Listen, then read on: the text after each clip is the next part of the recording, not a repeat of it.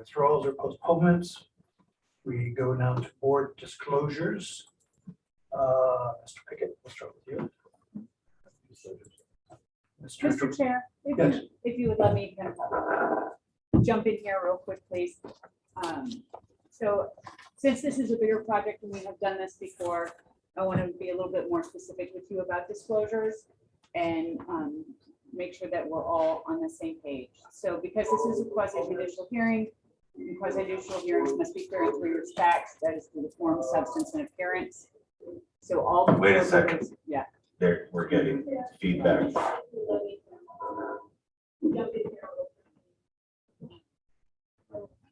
Time delay.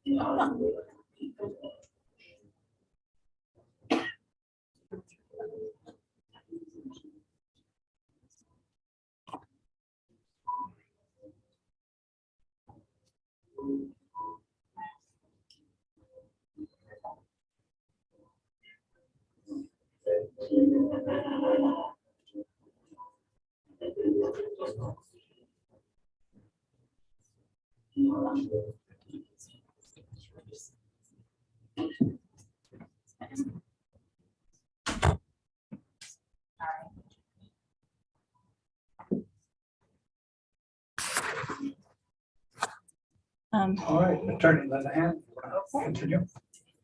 So as part of your disclosures, what you're disclosing is whether or not you have or reasonably believe you have demonstrated a bias or prejudice for or against any party to the hearing, a direct or indirect monetary interest in the outcome of the hearing, a prejudgment of the issues prior to the hearing of the facts on the record tonight, or any ex parte communications or personal investigations. So that's what your disclosure covers. They have to turn off their volume in there. They can't have volume. Yeah, unfortunately. No. It's the TV's on? Yeah. Here's also No TV volume. muted.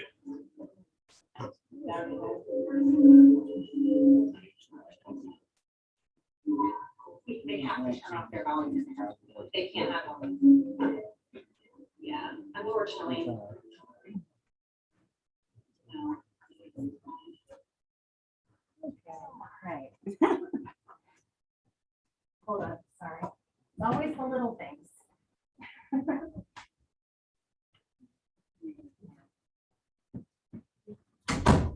Okay, let's try again. All right. You want to do that once more? If you'd like me to. So what we're asking for in your disclosure is whether or not you have or believe to have demonstrated bias or prejudice for or against any parties to the hearing, an indirect or direct monetary interest in the outcome of the hearing, a prejudgment of the issues prior to hearing the facts tonight, and any ex parte communications or personal investigations. So Mr. Lenahan, start. No, No, sir. okay. Gentlemen? I have none. No. No, I do. I was requested to perhaps recuse myself because I live within a 400-foot radius of the project. I did go to the Palm Beach County Commission on Ethics to ask for an opinion. That was on April 1st. I got the opinion and it was verified, I guess, at a meeting on the 7th. And the brief answer is you are not prohibited from participating in discussions or voting on these matters because the size of the class affected by this project is large enough. Put that into the record. And do you have any other issues that I need to disclose?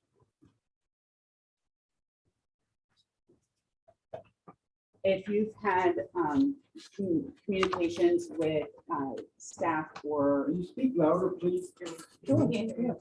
If you have had conversations with the applicant or that have been transmitted to the applicant, or if you have had conversations with staff about the project, it's important to let.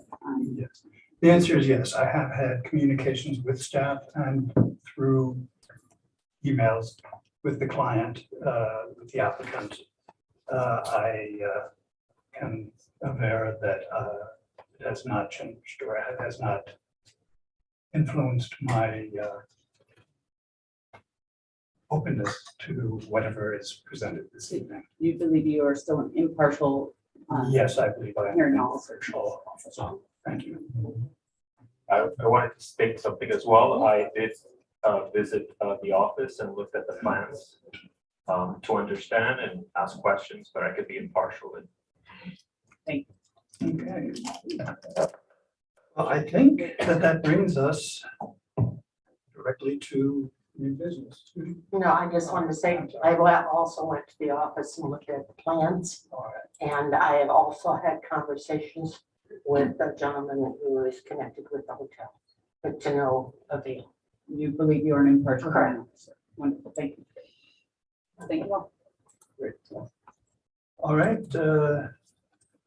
Ms. Siddon, do you want to take it away? I understand that we are going to have the entire presentation, that it may take 15 minutes or so. We will have a presentation by the owner, by the applicant. And there will be a chance for public comment after that. Certainly, Mr. Chairman. For the record, Erin Sita, Assistant Director, Community Sustainability.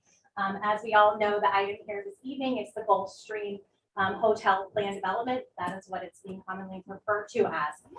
There are two major components of this particular application. The first component is related to the ordinance 2022-09. And this component addresses all of the planning and zoning applications. The second component, and as you can see here on this slide, it's a mixed-use plan development with a major site plan, a development of significant impact, and a conditional use permit. Also, a sustainable bonus incentive program, bonus for density, intensity, and height. The second component is going to be for the multiple and concurrent historic preservation applications. These include the certificate of appropriateness for exterior modifications, the addition, and new construction.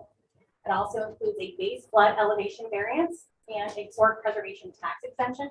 This is the pre-construction review of that component. The final approval of that exemption would come back subsequent to construction for approval by the City Commission. Walking through the project as a whole, and then kind of diving down into the smaller projects, you can see here is the location located on Lake Avenue, west of Gulfview Road and east of South Lakeside Drive, north of First Avenue South. The existing conditions on the site, I was lucky enough to find some photometry from the county that was flown in December of 2021. It seemed the easiest way to display it. And you can see that the majority of the site is vacant. Here's the existing hotel, and then here is the remainder of the site, the subject application. Surrounding the properties are a mix of multi-story structures from anywhere from 2 to 7 stories. Across Lake Avenue is, of course, the Dollar General and a multi-residential story of 7 stories. There are multi-residential stories of 1 to 2 stories to the south across First Avenue South. East is Bryant Park and two multifamily buildings, 1, 2 stories, and 1, 7. And then west across the South Lakeside Drive are multifamily structures between 2 and 5 stories. Again, here's some existing conditions. This is looking to the west from Gulfview Road from the park, and then again looking east towards the park. It looks like a vacant lot with a hotel. So moving on, here's the general site plan. So the scope of this is basically the applicant is proposing to renovate the approximately 59,000 square foot hotel building. There were originally, I think, 100 rooms. They're proposing 90 rooms in the renovation to kind of modernize the room size. In addition, there is a rear addition of 4,700 square feet, a new mixed building of approximately 164,900 and change square feet. This new building will be both a hotel and a multifamily residential building, and will include a parking garage. The max development for as proposed in the site would be 85 dwelling units, 140 hotel rooms combined, and 283 parking spaces. I will mention that also included in your packet is an alternate valet. Now, under this valet plan, during peak times or peak operational periods, the parking garage and the street parking with the 13 spaces could hold up to 320, approximately 320 spaces. And what's interesting is that the current hotel basically is non-conforming with parking, and this puts it about where it was completely parked, the existing hotel, and the new proposed construction building, so it would reduce the non-conformity. Excuse us. We're having a little trouble hearing when you move. Oh, sorry. Thank you very much. Maybe is that better? So, okay, I'll just project instead of using my, it seems to work better. So the amenities included are an amenity or green roof, an amenity pool deck, restaurant, spa, meeting rooms, ballrooms, and then of course event spaces. Here are the architectural renderings, and we're just going to take this around the building. Here's the existing historic hotel. Here's the rear addition, focusing on the new construction. Being heard from the other room. Exactly. A little too much projection. So you can see here's the new construction. Here is. Sherry, could you hit next? It's decided not to work. Just click on the presentation.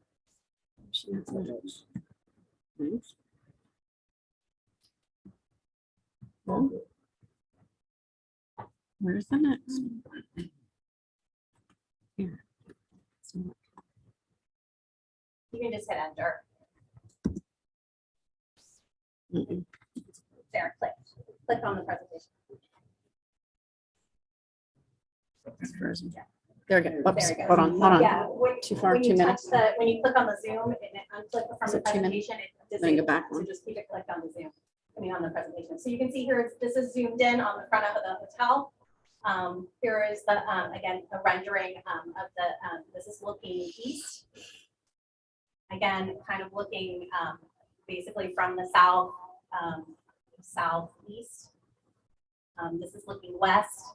And what's interesting is you can see that the applicant has proposed to drop down structure both on the south and on the eastern sides. Talking about zoning, just bringing this up from a much higher level. The zoning of these parcels is the downtown zoning district and is also in the hotel district overlay. Both the downtown zoning district and the hotel district overlay support and even encourage and facilitate these hotel and high density multifamily uses. And specifically in the hotel overlay, it's designed to facilitate hotels of at least 50 rooms, either as an individual project or as overall mixed use project. I also want to bring up the charter amendment because the March 2020 charter amendment is important to this application. The specific language in the charter amendment allowed for a proposed maximum building height equal to the historic hotel, which is 87 feet. And it was allowed for not only the historic hotel property, but also for the adjacent properties within the same block. So we're going to walk through 3 slides of development standards. I'm not going to focus on all of them. But basically, in summary, the applicant is not proposing any exceptions or any waivers to our development standards. So you can see here, they're all consistent.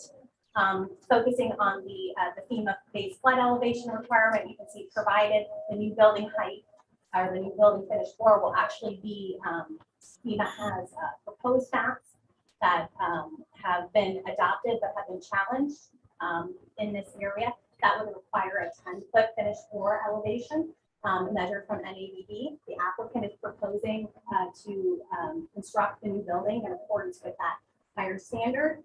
Which will most likely kind of, I do believe the maps will become effective soon. The existing structure as well as the addition range from 5.94 to 7 NAVB feet and height for the finished floor level. Focusing on parking again, There are 283 spaces. The required parking, because it is a mixed-use plan development, is 213. They are parking for the 283 with the 85 units, and they are not taking advantage of the shared parking and credit that is allowed for mixed-use mixed-use projects. In addition, with their 283 spaces, they are having one on-street mobility space. So this will be basically be signed and notice for pickup by rideshare services and other things. And that would be on the South Lakeside Drive towards Lake Avenue. Sustainable bonus. So basically, to summarize it all down, the value or the total number of our sustainable bonus calculation is going to be that $1,293,750 number. That's for the combined calculated square feet. This is a two-tiered bonus project. So it has some square footage at $750 per square foot bonus and some square footage at the $15 per square foot bonus value. So in our code, if you renovate and restore a designated structure on the National Register of Historic Places, that accounts for 50% of that incentive. And then the remaining 50% for recent direction by the City Commission is required to be paid to the city. The applicant is proposing in lieu of the 50% incentive that the project be conditioned to require an order grade building certification and a public art component. A condition of approval has been added to the ordinance so that the City Commission can take a look at that and decide how they would like to address that. Again, the analysis, this is for the zoning component. It's consistent with both the comprehensive plan, the strategic plan, the major thoroughfare design guidelines, the city's LDRs, criteria for all urban plan developments, qualitative standards, community appearance criteria, general harmony with the LDRs and protection of the public good, as well as specific standards for all conditional uses, and the review and decision criteria for all sustainable bonus incentive programs. I won't say that twice. So again, one of the conditions of the approval that is both in the ordinance and in the COA for new construction relate to the design of the facade. And so I won't go into details. This is one example where the staff has proposed an alternate or has provided an alternate proposal. We'll go through that in more detail when we get to the COA for new construction. Again, in conclusion, the zoning district and the hotel overlay have anticipated and encouraged both hotel and multifamily uses. They are not requesting any exceptions or any waivers as part of this proposal. The site circulation, the parking, refuse, delivery, and amenity locations are designed to minimize the hotel and the multifamily residential on this parcel. And this particular project will allow for the renovation and restoration of a historically and culturally significant landmark. Therefore, staff has provided a recommendation of approval with conditions. The full set of conditions are on pages 11 to 14. This is of your zoning staff report. Okay, you have two staff report packets. The zoning staff report will have the ordinance number on the top.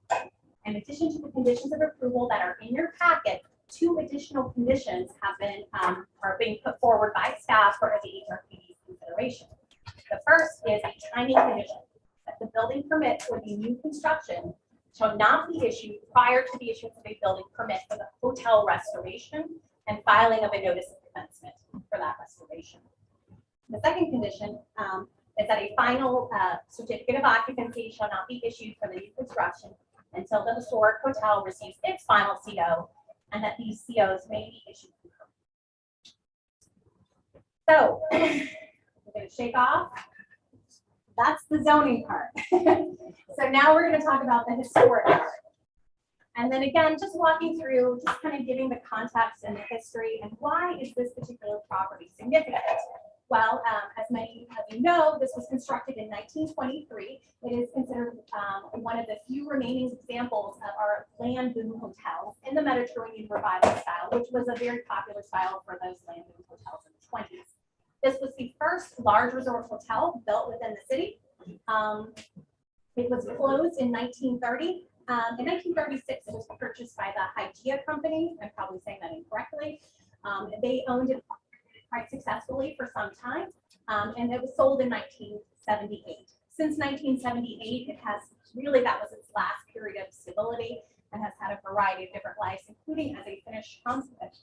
So it has been vacant since 2005. So the scope of work related to the historic component is similar, obviously, to the planned development. So this will include the renovation of the hotel. It will include the windows to be completely replaced with a new impact aluminum windows. The stucco repairs. I'm so sorry, guys. There's There's a person eating. Mr. Rice.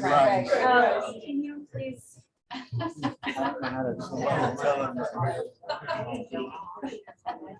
We make Greg and it's. Sorry, thank you. Video should do it. Let me just.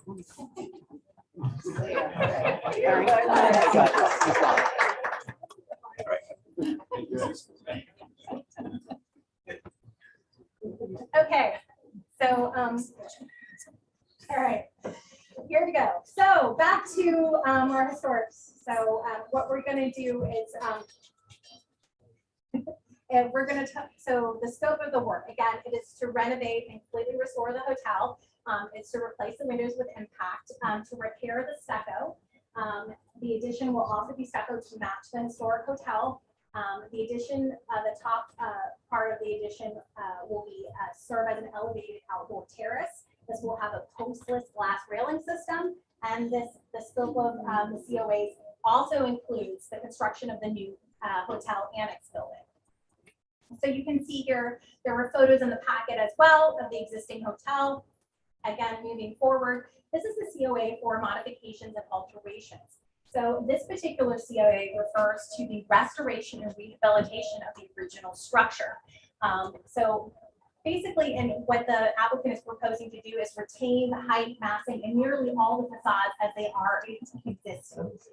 Additionally, it's important to note that the scope of work was approved by the Florida. Yes, I know, it just fell out of my head. State Historic Preservation Office. And it was determined to be consistent with the Secretary of Interior Standards of Design. This application has also been forwarded to the National Park Service for final approval. It was forwarded in March. Again, this is the proposed hotel. Here's a rendering of it. The proposed application is consistent with the review criteria. Staff is recommending approval with conditions. Those conditions are provided on page 13 of your historic staff report. So again, we're moving into the certificate of appropriateness for the addition. This is for the 4,700 square foot addition. This certificate of that addition will house the laundry, the kitchen, the electrical and mechanical rooms. So there's a lot happening in that addition. And it will also allow for that rooftop terrace that you see in the elevations. In addition, the certificate of appropriateness will cover the connection between the historic building and then the new construction, that little hyphen. And this will allow for exterior ADA access and basically a connection between both the historic hotel and then the proposed new annex building. You can see here's the rear addition. I don't have the rendering just specifically of the little annex. So staff has provided recommended conditions of approval for the addition. I can't see which page it is on the staff report, but it is in the staff report. And this application was reviewed and determined to be consistent with the review criteria for additions. And finally, we're getting to the certificate of appropriateness for new construction. So again, the scope is the same as the planned development. It's the 164 new mixed-use building with the parking garage, the 85 units. This is the no, sorry. And it has also the green roof, the amenity pool deck, the spa, meeting rooms, ballrooms, and event space. So so you can see here again, these are the some of the renderings of this the new construction, including the detailed rendering focused on the front entrance. So going through those staff recommended conditions of approval that I mentioned. So on the front facade, staff has recommended a condition of approval to add windows. Now you can see the double blue arrows on top, and you can see the double blue arrows on the bottom. And you can see the bottom one is staff's proposed or alternate proposal. And there is a second set of windows on the bottom. So that is staff's alternate proposal. And that is, that condition allowing for that to happen is in the proposed conditions of approval. In addition, and I just will apologize, the color on the PowerPoint for the size of the buildings did not come out correctly when I copied the images over. So this is what we're working with here. But the middle section of the building on Lakeside, on Lakeside Drive should be differentiated. So one of the suggestions was, if you can see the two blue arrows pointing down, for those particular elements is to either lighten the color or to have and basically add a material like a faux patina or coral type texture and like a creamy white. The other recommendation is, you can see the two purple arrows is on the facade between the two purple arrows where the fenestration is to add more fenestration, which would change the overall mass, the appearance of the overall mass.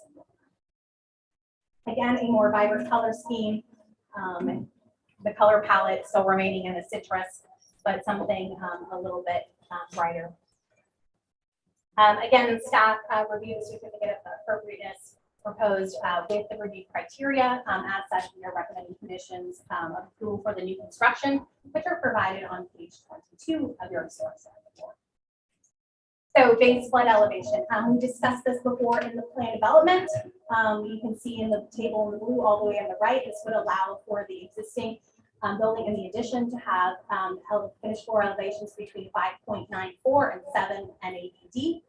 Staff is recommending approval of the variance as it is considered the review criteria and will allow for the historic hotel to remain unchanged. And again, the pre-construction review. So the scope of review, or basically the work that is being considered in the pre-construction review, is the work that is we went through as part of the exterior modifications and alterations. This is the work related to the restoration of the hotel and the certificate of appropriateness for the addition. The pre-construction review would not include the new construction component. So again, staff reviewed the criteria, determined that it met the criteria. The recommended conditions of approval are on page 27. And that concludes this phase of the presentation. I have all of the motions and other things when we get to that point, and then I'll turn it over to the applicant. I thank you very much. Now at the point where the applicant and the applicant's architect is to make its presentation. Excellent. Thank you so much. And Aaron, thank you very much for the very, very thorough staff presentation. My name is Scott Backman. I'm here tonight representing Restoration St. Louis. It's the team sitting behind me over here. And then our architecture team at is sitting, I'm sorry. Yeah, Dale Gomez, I'm sorry, sitting in the second row just behind me. We're going to spend tonight doing something a little bit different. We're going to actually give you all an opportunity to get to know who's coming forward, who's here today trying to bring forward and make these changes and restore the Gulf Street Hotel, propose the new development on the particular piece of property where it's located, understanding Lake Worth obviously being a very particular city, given its history, its background, and I think you'll be very, very impressed to hear a lot of the background that we're going to share. Aaron went through a very, very detailed staff report, really probably one of the better staff reports I've seen in quite some time as it relates to the proposal for development and all the various certificates of appropriateness and things of that nature. We're certainly here to address and answer any questions, but I don't think there's much need to run through and reiterate a lot of what Aaron just went through. Was that you or me, Aaron? That was you. So Aaron shared with you these are just perspectives and context. I think what's most important is the graphic on the right that shows the existing hotel building in blue, and then the balance of the property in red, where we're proposing some of the additional and new development. I also think very importantly is some of the history as it relates to the last, let's call it 67 years here. As the staff report notes, there was a prior approval in place on this property for a mixed-use development and proposed restoration of the hotel building. Unfortunately, that did not move forward. However, fortunately for us, we believe that we're here with a much better project and a much better team to bring that forward to you. And again, Aaron that went through, mentioned these, just again, these are the applications that are before you here this evening. And again, very much detailed, all recommendations of approval in the staff report. The last thing that I do want to mention, then I'm going to hand it off to the Restoration St. Louis team, is we've spent a lot of time, I think we've been at this for the better part of 3 to 4 years, working very closely with staff, with William and Aaron, their department, taking a lot of suggestions, multiple different designs and suggested changes for the project before we ultimately arrived here today. You even heard in the staff report, there's still additional suggestions and recommendations. Those conversations are ongoing, and we're very open, interested to bring forth the project that everyone here.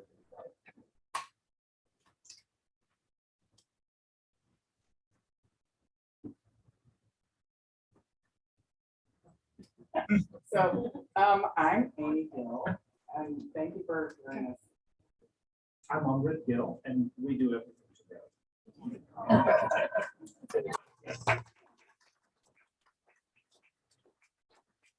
So, we are here to just give you a little bit of information about the project, which we're mostly going to read to the architects, but also, oops, sorry, technologically challenged. We want to give you a little information about us because a lot of people don't still know us, even though we've been here for 4 years. So we thought we'd give you a little bit of background on who we are. So we have a mission.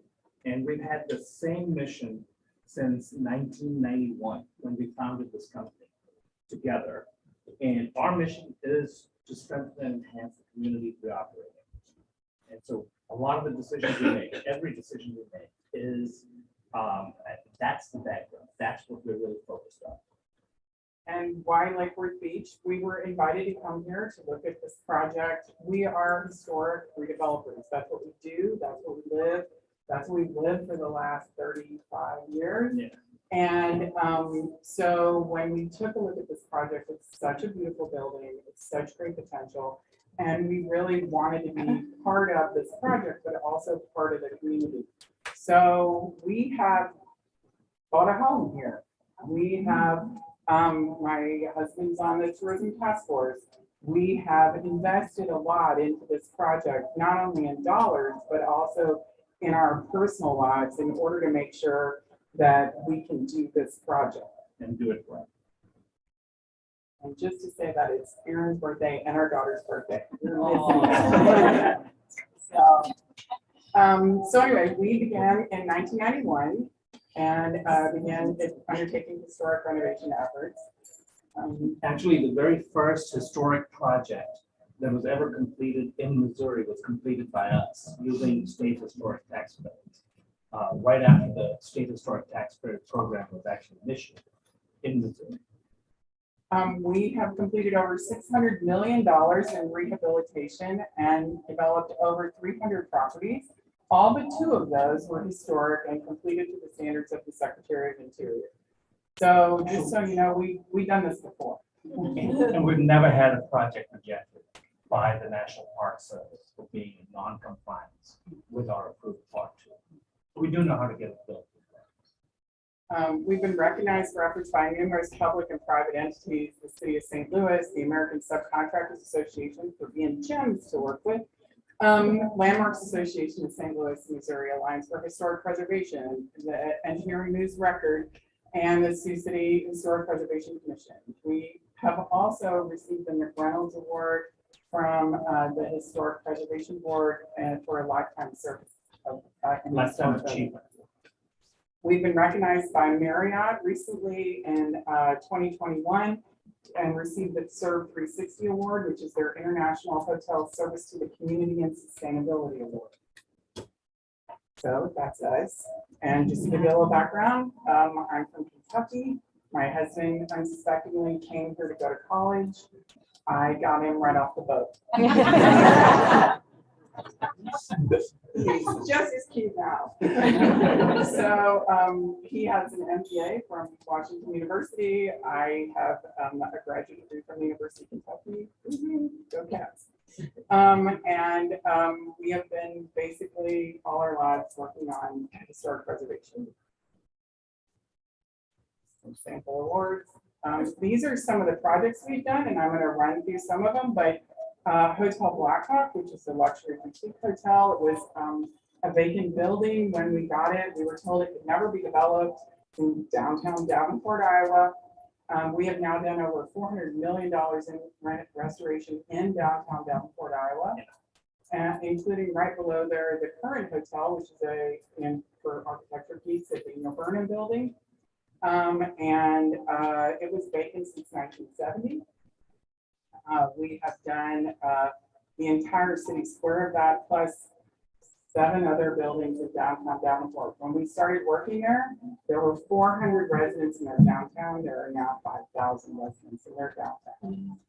So, the Warrior Hotel, which is a Kansas City architect called Alonzo Gentry. A Louis Sullivan building, the only operating hotel in a Louis Sullivan building in the world. Hotel St. Louis, which is in the top right-hand corner there. A Preston Bradshaw building, the Coronado Hotel, where Babe Ruth actually used to stay. We love that hotel. And then one of our few new construction projects you can see, which is designed internally by our own architects. Check that out. So interestingly enough, for architecture geeks, this building, which is a Louis Sullivan building, was Frank Lloyd Wright's project. He actually worked on it for Louis Sullivan. So we did a twofer there, before and after. This is they had taken the full Louis Sullivan front off the building, and this is putting the front back up. We had it recast. It's recast stone. This is the lobby, which had a barrel vault from the 40s, and then we discovered all the Louis Sullivan underneath. So, including parts of the skyline, which we brought back. the Hotel Blackhawk, you can see it was damaged by a meth lab fire. It had been vacant for years, and we successfully have restored that. That's the Gold Room. That was their famous ballroom that everybody remembers. And this is the Coronado Hotel. And it had been vacant for 35 years. It was slated to be demolished for a parking lot, and we successfully brought that Actually, back. when she says vacant for 35 years, she's incorrect. It was taken over by pigeons and on those very floors that you see. We had to first do the environmental mediation before we could get back. This is the Moolah Temple, which we brought back to life, and it is now a movie theater, bowling alley, and 40 apartments. And then we have also done, and I'll just be really quick, several projects in the growth. This one, for example, we had to take down brick by brick all the way to the ground and rebuild it brick by brick. We numbered every single brick and put them all back because all the cast iron had fit. Part of our community focus, we buy a lot of local art, we curate art shows, we install local art in almost all of our projects. We are big art fans. The Ben Sighton ladies are here because we go there all the time. We do a lot of outdoor space for local works and events. So, given our mission, how do we use our hotels to further our mission? Well, we have a local contractor and vendor purchase program. And pre-COVID, our bigger hotels, for example, Hotel St. Louis, was supporting well over 150 local vendors. Every single customer touch, was curated through a local vendor. Whether it was the crackers you got when you first sat down to lunch, the butter, which was from a local not-for-profit, the crackers were also from a battered women's shelter, the tomatoes, local farm, chicken, local farm, etc. And we were putting over $5 million back into the economy, which given normal practice of $7 for every dollar that's injected back into the economy, an economic impact of $35 million just from the local vendor program. So we do that at every single one of our hotels. Job creation. So we anticipate there'll be over 1,000 full-time equivalent jobs in construction alone on this project. That number is actually not ours, but from a third-party consultant that we talked to. Tourism-supported workers spend much of their wages locally. And so that's going to create additional benefits for local businesses. Given the fact that we're going to bring in approximately 40,000 visitors, to our downtown, those visitors will have a huge economic impact on the downtown of Lakewood. So we're slated to create 58 full-time jobs and 94 part-time jobs upon stabilized operations. We believe that that number is low, but we're trying not to set any unrealistic expectations. Typically, we would have probably 20 more full-time jobs. Upon stabilized operations, the Gulf Stream project will generate approximately 26 more full-time jobs once we really go up and going. And community impact, I'm sure you all know, Florida retains 97 cents to every tourism dollar spent in the state. And we know that this project will bring money back to Erie. And this we actually got in the history of Lakewood Beach. And we just wanted to bring it up. It says the plans provide for a beautiful modern hotel drawn by architects who know their business. The location overlooking the park, the lake, and affording a view of the ocean is ideal. We have a first-class contractor and the cooperation of the town. That's from the Lakewood Herald in 1921. We're just really hopeful that we can say that again. And I would like to introduce Jose Gomez and his team, our architects.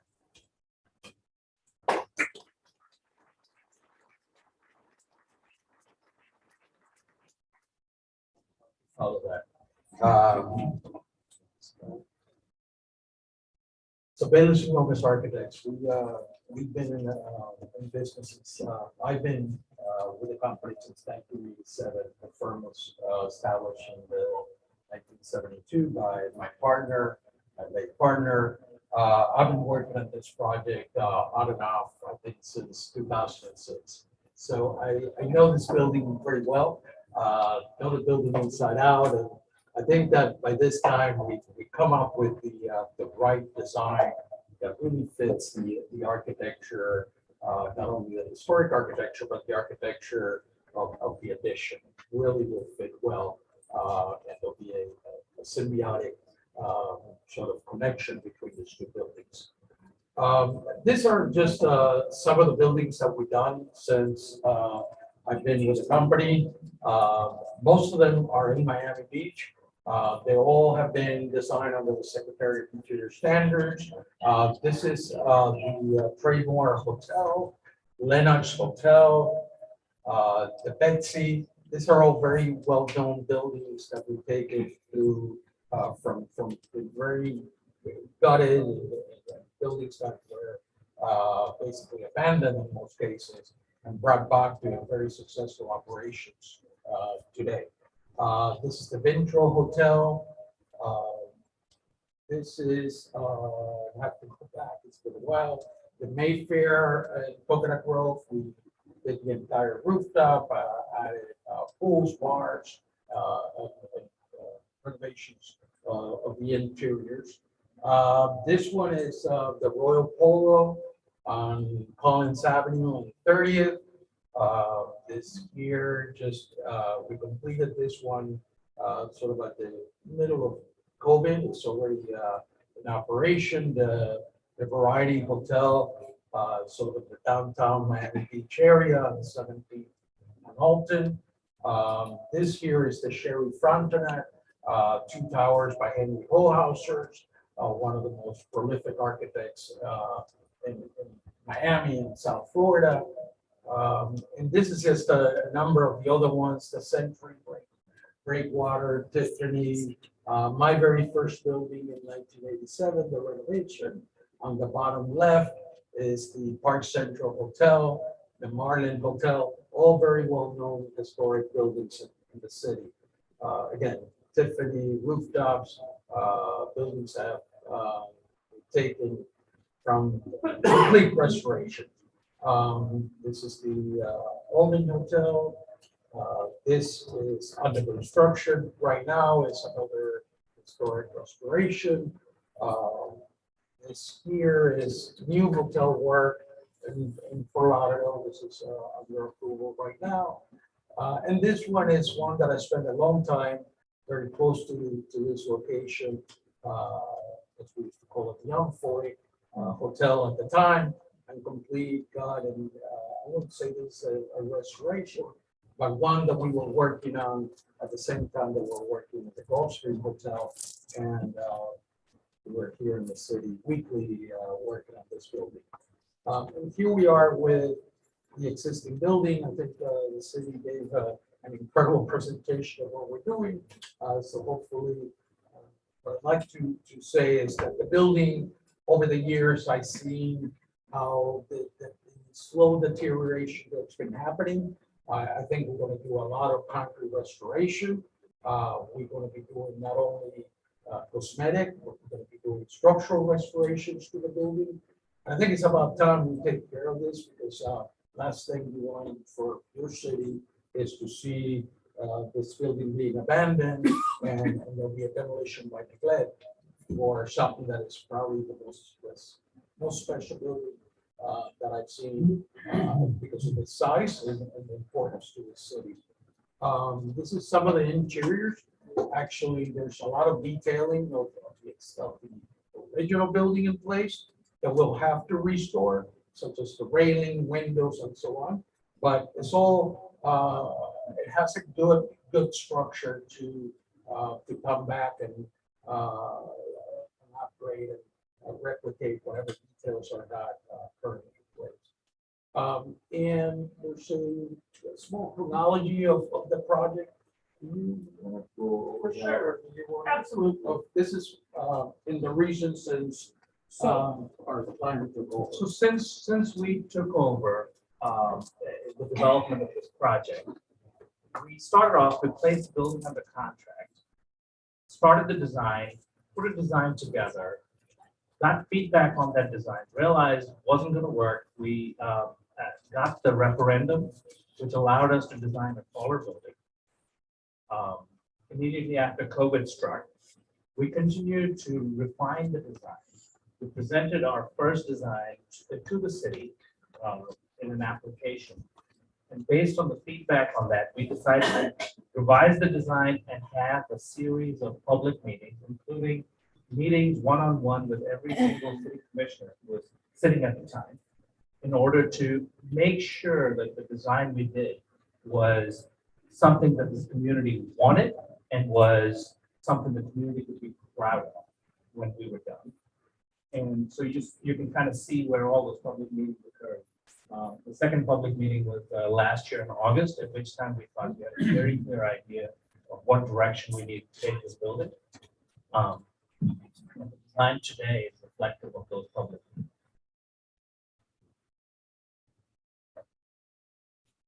So basically, the elevations would all be restored, as been said. All the windows will be replaced, the stucco will be repaired, structural within the interiors will be repaired. And this is an image from you're looking from the north, looking southwest on the top image. The addition in the back, we're doing a very subtle addition that sort of blends in with the structural components of the existing building. And this is the new tower as viewed from the north, looking south, southeast, correct, in the bottom one. As you can see, what we did, we pushed the tower back to expose the historic building as much as possible. So the tower, as you're driving east, you're going to be able to see the tower. So the tower of the historic portion. The bottom aligns with the existing facade and is brought up to the street, which is something that is very important in the new urbanism. And as you can see, the first level of our new tower is meeting the future FEMA requirement at elevation +10 and ABD. These are the elevations. And again, I think we're in agreement with the city about working with a color palette. I think we will be able to come up with a color palette that better meets the city's criteria. We understand the comments. We understand the base of the building on the west elevation. I think the fenestration, the amount of fenestration, really, there's plenty of it there. However, the colors need to be played with on the base a little bit, and the two breaks will work with you in order to make this read. You can see that the architecture of the building have been broken into basically three parts, where you have the one to the north with more balconies. The middle portion has the rectilinear horizontal balcony with openings on the roof slab to create a play of light and shadow against the building. And then the one all the way to the south has been stepped back. It's very difficult to see perhaps, but you can see that at the beginning of the building, we're 2 stories, and then we set back the building and go up the additional stories required. And then you can see the penthouse level is also reset back. So basically, we're stepping the building away from the residential area just to the south of us. This is an image from the opposite side, basically from the alley, when you're looking at the new building and the historic building facade. We'll basically remove the existing tower just to show you the detailing. Above the second level of the parking, you see a green deck, which has been beautifully designed by our landscape architect, which becomes a sort of a common area for everyone on the building. And you're seeing on the top, the south elevation, difficult to see in the flat elevation, but you can see this, the step down on the very left, where the tower just kind of breaks up. And on the 3D, you can see it a little better. And the bottom one, you're seeing from the south, how the building is stepping up, and the breakup of the massing into 3 separate volumes. This again is a close-up to show you the corner. We're addressing the corner of the intersection. The colonnade is actually accessed by stairs that are sort of recessed into the building. So we create a base, a very clean base that works with the Gulf Stream, the existing Gulf Stream. And here you see the break between the new and the historic. Again, the balance of the facade, so that on the west and east is properly balanced. We also, I want to go back again, we agree with the comment to add a line of windows on this north facade. I think it would work well with the architecture. So I think it's a perfect comment. I would thank you for the comment. I think it's not an issue to add those the windows. And here, basically, the main layout. I'm going to try to click on the 3 different points of the vehicular circulation we're highlighting. Number 1 is the valet. And can you please help me with this, because I can't do it with this. If you can click on the word valet. On the square, I'm sorry. If you could go back on the square. There you go. Okay, so basically this is the circulation is a one-way drive or one-way roadway coming west, and we're going to go around, make a right-hand turn, go south, and then back up through the back of the historic building by the addition into the parking. So the valet would be on the north side of the building. Right now, there's a sort of a recess on the street where we can easily valet. Let's go to the next one, the green one. So here you can see, I'm not seeing the top. I don't know if you can see it on the other screen, but you can see where the residents don't have to come to the valet. It's there. Okay, so they can make a right-hand turn and then a left turn into our building. They don't have to be driving around the entire facility in order to come in and out into the building. And then the egress It's a straightforward shot. The cars can come out of the parking and go west. Once they go west, they can go back south and go around the property.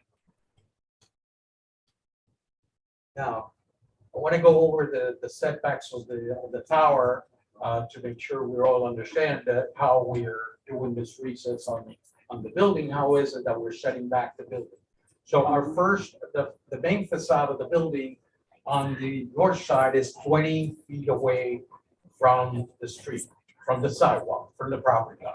On the south side, we're 10 feet away, and we have a landscape area, area of 10 feet. From the west, we have a 10-foot setback, with exception of the very corner where we're trying to create this arcade, wrapping around the very corner of the property. On the northwest corner, we're down to 10 feet, but only the arcade is at 0 feet setback. Only the arcade. Also on the west side, I'm sorry, on the east side, we have 10 feet from our property line, and those 10 feet are basically a paved area that are going to allow for a wider driveway for the folks that are currently living in the space. They will have a 20-foot driveway living on the buildings adjacent to us. As the building goes up, you can see that we're shutting back the building. The main facade is at 30 feet. The wings, I would say, of the addition are 19 and a half feet. The main tower was set back 66 feet back from the east side, and 10 feet at the top, 34 feet on the south. So you can see that what we done is basically push the building in as we went up with the tower. And with that concludes my portion. I'd like Scott to finish with this. Thank you all for your patience, appreciate it. We're pretty much done. I just kind of wanted to go back and reiterate one last time. As we talked about, as Aaron presented, a lot of applications here, several historic applications, several zoning applications. Each of those applications have a whole bunch of criteria associated with them in your code, multiple pages of your staff report, as you've probably seen. I'm not going to go through all of them. Just want to point out one more time, obviously, you've all looked at the staff report. Staff has gone through, everything's either in compliance or staff has done a specific analysis associated with the certificate of appropriateness, and have found that this project, the various components of this project, meet the various requirements outlined in the code. And so I'm sure there's a lot of questions, a lot of comments. Our team's here to walk through them. I'm sure we're going to get a fair amount of comment from the public as well. So we look forward to an opportunity to discuss with you. Thank you. And thank you. The next portion of this presentation is public comments. We have a whole slew of public comments that we have received. And perhaps William, to tell us how we want to do this. We've got 3 different types, essentially. You've got ones that were sent in and that Sherry will read into the record at the request of the people making the comment. There are those who have put in cards that may want a comment read by Sherry. And then there are those who put in cards and would like to speak live in person. And I believe we have a few comment cards that came in where someone wanted to actually provide testimony via Zoom. But I don't remember that actually how many there are. So it's up to you what direction you want to take. The commission normally reads all the ones that are on the outside, then goes to the live ones next. But that's your purview. I will say that our plan, if it's acceptable to the board, because we received about 57 emails, is to read the names, the names and whether they're in support or opposition, or if they presented a comment, and not read the full email of all 57 emails. These were the emails that we received in public comment, and she's just going to read the name. We thought we could do that first and then go to live public comment. All right, let's do that. Ms. Cole, you want to read the names? And Sure. So I'm going to start with the email comments that we received. And then basically, these were the ones that were received by noon today. Our board members have received a copy of those comments electronically, and they're also been provided with the same comments here on the dais tonight. I'm going to read through the names. I can briefly say whether that was a support or against. I don't have all the addresses, not all addresses were provided or anything like that. I can read the names and whether it was in support and let you know that this is the email. These are your comments that were received by 12 o'clock today. I have another set that was received electronically, and this was about up until 4:30 p.m. And I'll do the same with these. The board members also have a copy of these comments as well. I have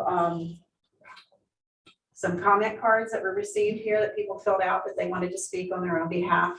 And I have also a few that have come in rather late, but I'll be more than happy to read through them. They've come through electronically into my email through the portal. So I'll start with the names of the ones that were received prior to 12 today. So we have Amy, and I apologize if I mispronounce names, but I'll do best. Amy Ferreter, in support of. Barbara Reeve, 525 North Palmway, in support. Brian Kingston, support. Carl Stoveland, support. Carolyn Clore, support. Corinne Schneider, support. Kathy Caniglio, support. Daphne Weaver, 803 Lucerne, support. Carol and Sherry Cornett, 1315 South Palmway, in support. Dave Lawrence, 601 Lake Ave, support. Dave Shush, support. Dave Rupert, support. Deborah Robert, I believe she's also filled out a comment where she wishes to speak. Aaron Allen, 208 South Lakeside, support. Evelyn Urcuyo, 115 South Gulfview. Fred Hunt, support. Gail Silverblatt, 414 North Ocean Breeze. Gail Flement, 101 South Gulfview. Jenny Powell, 224 North Palmway. Greg Richter. Sherry, if I can yeah. just add that if we don't say support or opposition, the person provided comments and it wasn't clear if they were in support or opposition to the project as a whole. So the comments, the full comments of that person are in there, but it was, they had a lengthy set of comments. Yes, that's correct. And everything is public comment and entered into our record. I think I left off at Greg Richter, in support. Greg Rule, support. James Tebby, 15 South Gulfview, against. Janet Serrano, 413 North L Street, support. Jason Bashaw, 115 South Gulfview, against. John Zerdy, 217 South Palmway, support. Joss McClanahan, 411 South Lakeside Drive, in support. Juan Cotton, 826 South Federal Highway, support. Lewis Makepeace, 1020 South Lakeside, in support. M. Wellfeld, 829 Lakeside, in support. Michaela Clinton, I believe that's also probably would like to speak as well. 419 North Ocean Breeze, in support. Mara Hennessy, in support. Michael Serto, 1 South Palmway, support. Michael Francis, 221 North Ocean Breeze, support. Mick Broninger, 533 North Ocean Breeze, support. Penny Friedank, support. Peter Meyerhofer, support. Ramsey McLeod, 24 South C Street. Rebecca Schwartz, in support. Renee Hoyt, 1702 North J Street, support. Sally Welsh, 6216 Joshua Lane, in support. Susan Coggin, 615 North Ocean Breeze, support. Susan Fleming, 1912 Hardy Street, support. Teresa Miller, 829 North Lakeside, support. Teresa Mangini, 1 South Lakeside Drive, support. Thomas Johnson, support. Wayne Rowland, 419 North Lakeside, support. And Yasmin Stem, 1225 South Lakeside, in support. So those are the ones that we received earlier on. And these are the ones we received after the afternoon. Gina Devine and She is in support of the Gulfstream Hotel now needs to get built. We as a city voted and approved the project years ago by a wide margin. Please listen to your taxpayers and move forward on the project. Nathalie Makepeace. 1020 South Lakeside Drive. As a resident, taxpayer, and local voter in the city in favor of the Gulfstream as proposed, I feel it's a project that should not be delayed any further. Our city needs it for economic reasons. We need the tax revenue that will create to pay for all the sorely needed projects wanted by our residents and elected commissioners of our dear city, and it will be a beautiful addition to be enjoyed by all. Susie Thompson of 520 11th Avenue North. My husband and I have been waiting for the Gulfstream to reopen. Like so many, we are so disappointed the city has not abided by a vote that was overwhelmingly supported by the people of Lake Worth. We were married there March 21st, 2003. With the passing of the vote, we were excited and looking forward to celebrating our 20th anniversary. Also, myself and so many of our good friends are impressed by the Gills and their direct involvement with the people.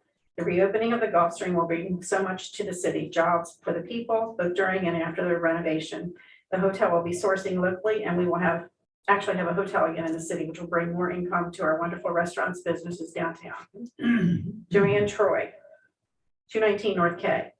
I write in support of the proposed middle of the redevelopment of the Gulfstream. As the structure approaches its 100th birthday, it is imperative that we get on with the work of preserving what was once and can again be a significant benefit for the city of Lake Worth Beach. How long are we going to allow the hawking ghost of what will serve as the gateway to the city? Responsible review is appropriate, intentional obstruction designed to create unattainable barriers, and it's not helpful. It will not result in preservation, but will ensure the ultimate demise of the structure. The overwhelming public vote which approved the height exemption should tell you what the citizens of Lake Worth Beach want. The Gulfstream Hotel reimagined and rebuilt now. Anthony Murata, 327 Lakeside Drive.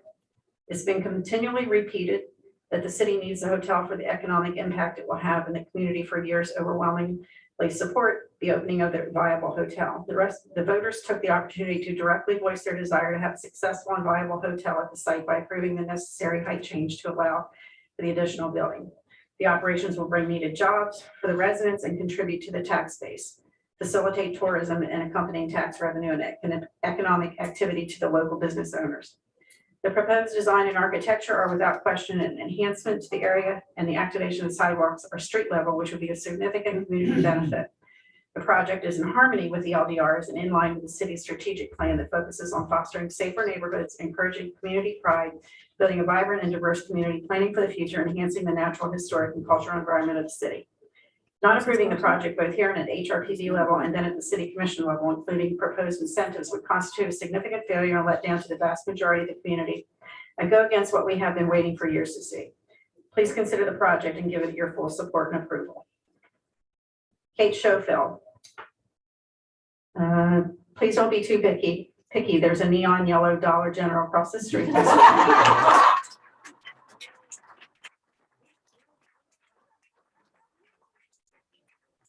Surrounding neighborhoods resemble those of third world countries. We're not talking Carmel by the sea or a province down here.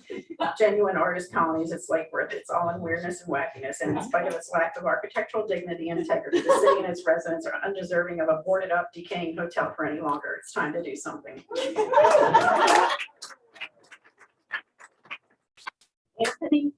Andrew Quasanella, please move ahead with the extremely important project ASAP. We have seen plenty of options, and in my view, they all work. We all know that not everyone is going to love the final product design and financial arrangements, incentives, but the city and community of Lake Worth Beach will all benefit in many ways from a functioning hotel. I'm going to say Elievo Serrano, I'm sorry, 413 North L Street. I urge you to approve the hotel restoration proposal before you today. The project is essential for a thriving downtown business environment and more prosperous community at large. David Arm, Greater Lantana Chamber of Commerce, Chair and members of the board. As president of the Greater Lantana Chair of Commerce, on behalf of over 60 members of Lake Worth Beach, I would like to voice our support for your approval of this application. We have all waited for the right developer to come forward and would like to voice our support for your approval of this application. I'm sorry. It's a thoughtful and attractive plan for the rejuvenation of this important and prominent property, and we are certain that with restoration, St. Louis and the Gills will honor the history of this Gulfstream while rehabilitating the old structure and erecting the new addition. This is an opportunity to not only redevelop and honor the wonderful landmark, but to begin the long-awaited rebirth of the entire downtown district that will greatly benefit businesses and residents alike. We urge you to recommend approval to the City Commission. Joyce McGurk. Preservation and restoration of this beautiful and historic landmark should be allowed to proceed without delay. It is a cornerstone of our small and charming beach town. Please let this project continue without any hesitation. Thank you in advance. With high hopes and fingers crossed, sincerely, Joyce McGurk, a longtime resident of South Lake Worth Beach and South Florida native.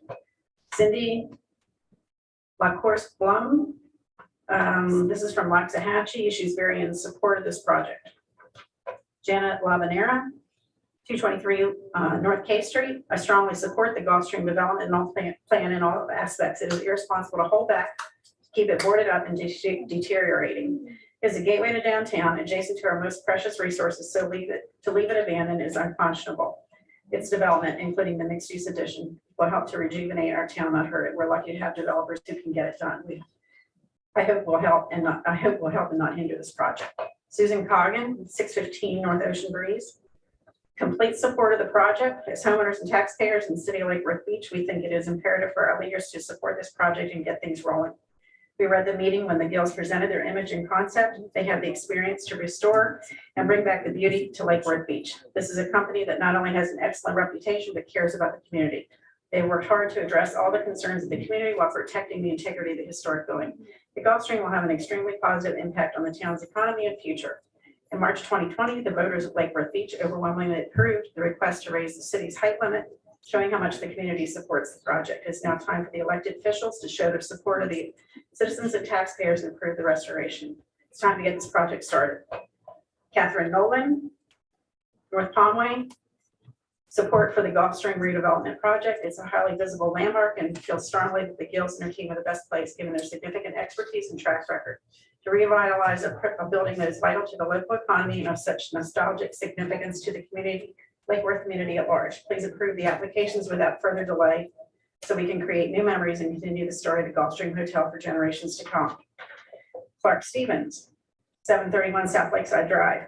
The project needs to move forward now and fully in support of the project and do not wish to see it delayed or sent back for revisions or modifications. Please vote yes. Brendan Lynch, 920 South Lakeside. This project is long overdue. I'm very much in support of seeing this move forward. Economics of this type of project require that the applicants be allowed to build on the site. The proposed structure complements the area and height and density. The city will have a landmark building for all to enjoy. Please help make this project a reality. Cheryl Lynn Spearing, 601 South Palmway. It is in my opinion, that the future of the Lake Worth Beach lies heavily on our ability to meet the needs of not only our residents, but also our tourists. We're a destination location which offers everything from seaside and outdoor dining options to sun worshiping on the beaches and swimming in the waters, afternoon strolls, open air markets, to boutique shops and leisurely bike rides through our historic cottage line streets. We have everything the family vacation dreams of, and they're made right here at our fingertips. We as a community rely on our seasonal guests and tourists to continue to thrive. The hotel has been vacant for far too long and is a critical centerpiece of our city's ability to stay in demand and current. The project has my full support and is my hope that we will not only breathe life back into this historic landmark, but that we also embrace the future, which is Lake Worth Beach. Almost there. Constance Still, 15 South Gulfview.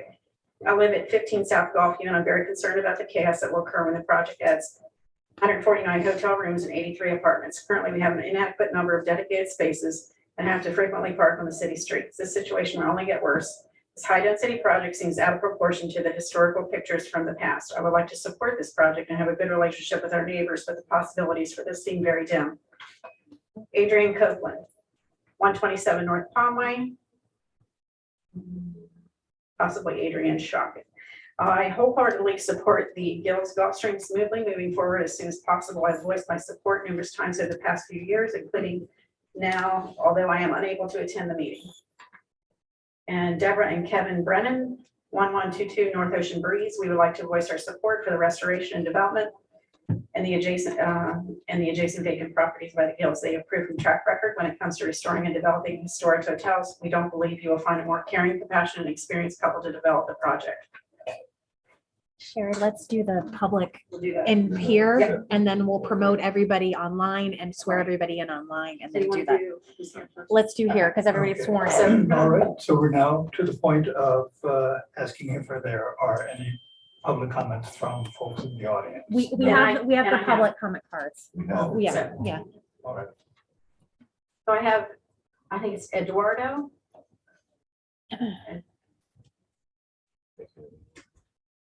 I can't. 402 North Lakeside Drive, Eduardo.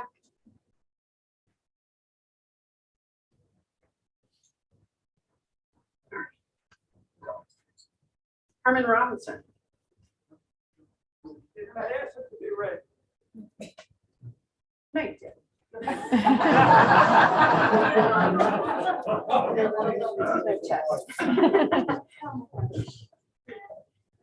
So Mr. Robinson at 114 Ocean Breeze has requested that we should not let perfection get in the way of good. Can everybody, let's get started. Deborah Robert.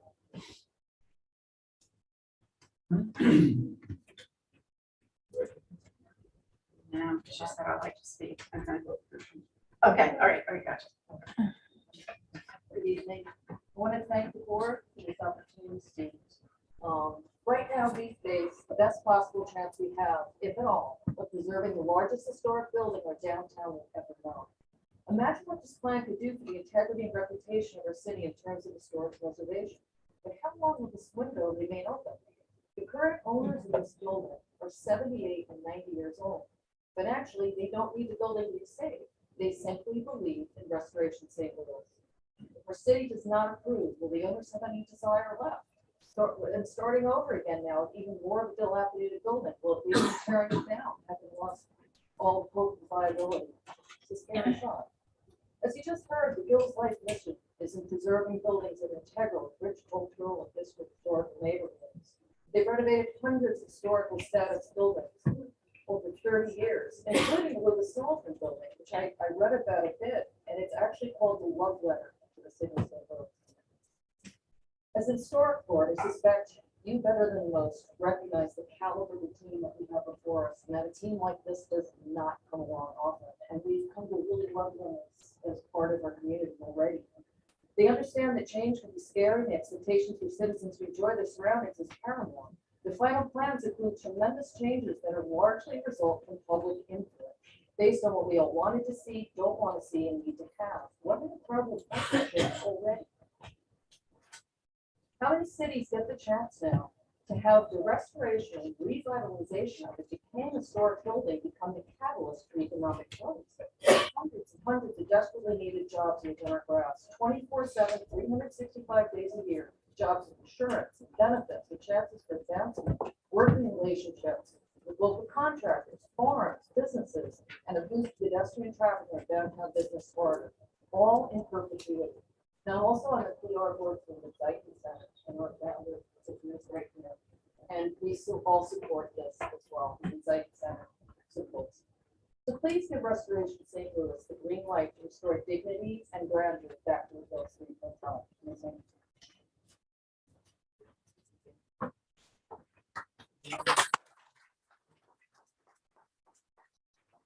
Tom Comboy.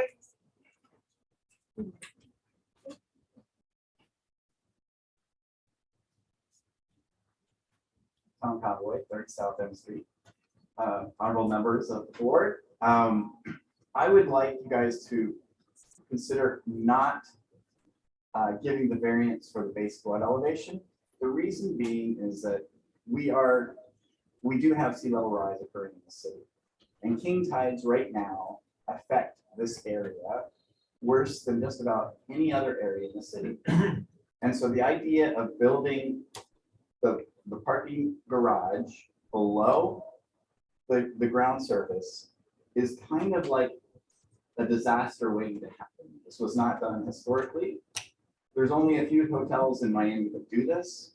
And I think one of them has major problems because it wasn't designed and implemented right. So I encourage you not to grant the variance for the base flood elevation. Thank you.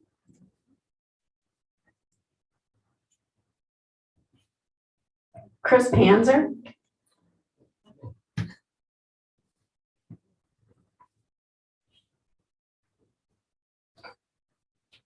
My wife signed me up for this. I'm Chris Panzer, my beautiful wife over there set me up. We're at 4 Harbor Drive, and we're for the golf game for sure. Absolutely. Golf stream.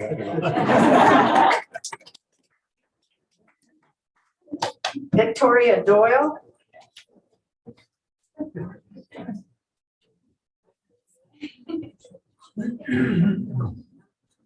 Hi, I live on North Gulfview. I'm fairly new full-time resident. I followed the 4th district election quite closely and learned that the hotel was never that financially successful over the years. And that we, in fact, need probably good incentives to get somebody to pump a lot of money into it, to fix it up. I thought that was a very compelling fact that I didn't know until that election season. So I'm strongly in favor, and I don't think we could find a better developer than the Gills, who seem totally committed to the historic aspect, which we all love and think that's what we do. Here's Tom Osterholm.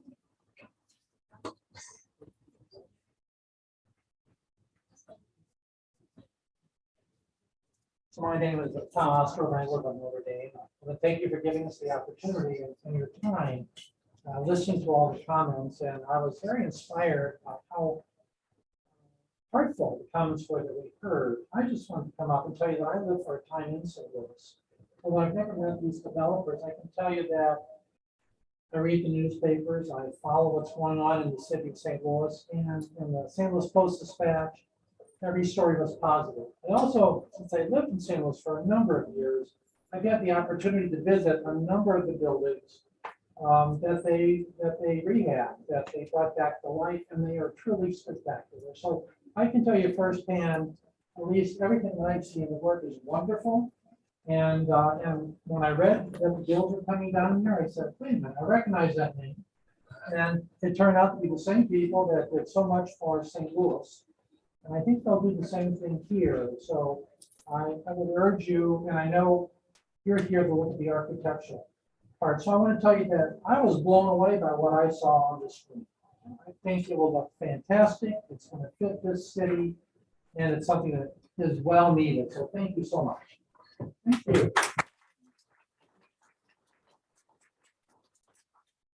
Tyler Eifert. And Sharon, could you I announce the don't need next to go name? there. My name is Tyler Eifert. No, sir, you have to actually. Oh, okay. And you need to state your address too. Yep. Sherry, can you call the next person so they're ready to go? Sure. It's going to be Wes. My name is Tyler Eifert. I live at 2100 Notre Dame Drive, and I'm a local business owner here in Lake Worth, and I fully support the Gulf Stream. Thank you. After Wes, it'll be Greg Richter.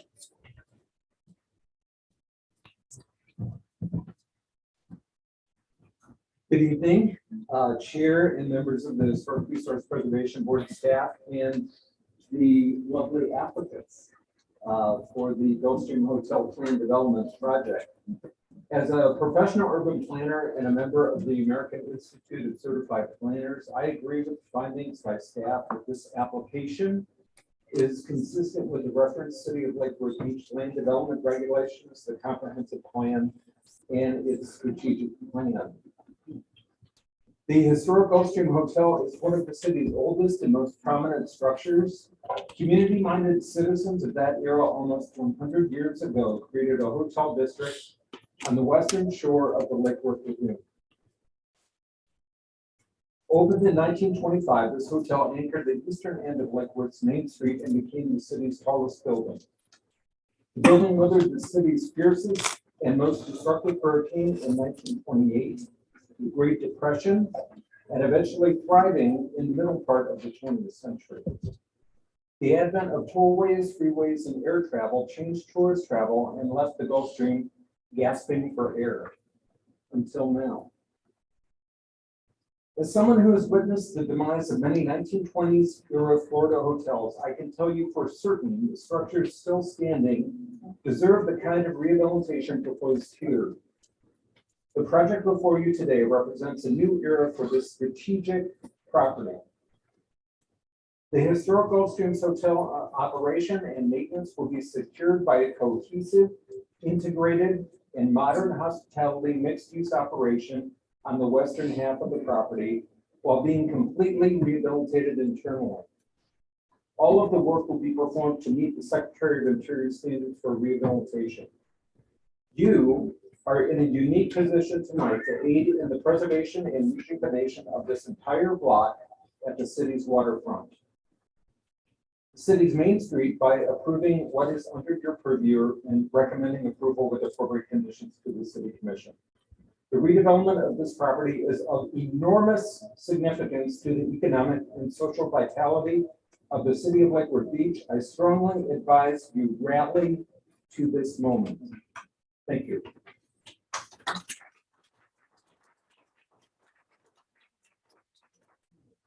After Mr. Richter will be Michaela Clinton. I have to tell you, that was tough act following. Well said, work. I just really have a couple of points. Mr. Chairman, I appreciate your opening comments about what we need to weave the comment section to here tonight. And that is this is the right developer for this project. You know, I watch you guys meetings on YouTube, my insomniac hours, and I see applicant after applicant come up here and they don't have a clue. And you all guide them through this process and you take them through here. This is a unique opportunity. This applicant has done everything. They've done their homework. I've seen the city staff. I couldn't believe it. Oh, we got a couple little things here. I've never seen anything like this. This is the right development, right developer. Your focus should be to confirm it. You know, last summer we had a meeting up at the casino, and a city council, former city councilman from St. Louis showed up and talked about what a great developer these people were. And the land use attorney also happened to be from St. Louis, happened to be on the plane with them. So they came and they both spoke and they talked about what a wonderful company they have done. And I've actually lived in St. Louis for a few years and I'm very familiar with some of the projects. So this is not a question of design. This is a question of, you know, that we agree that the concept of what they've done, and you give an affirmation that they have abided by the abilities, by the rules and regulations of which we all are governed. And I think the only thing I ask is to explain to the citizen why there is a difference between the two buildings, because that does come up and that is required by the regulations of which they're doing it. But this is a great opportunity, and this should be the easiest, one of the easiest applications you've had based on what I've seen in the 5 years I've lived here. And thank you all for your service.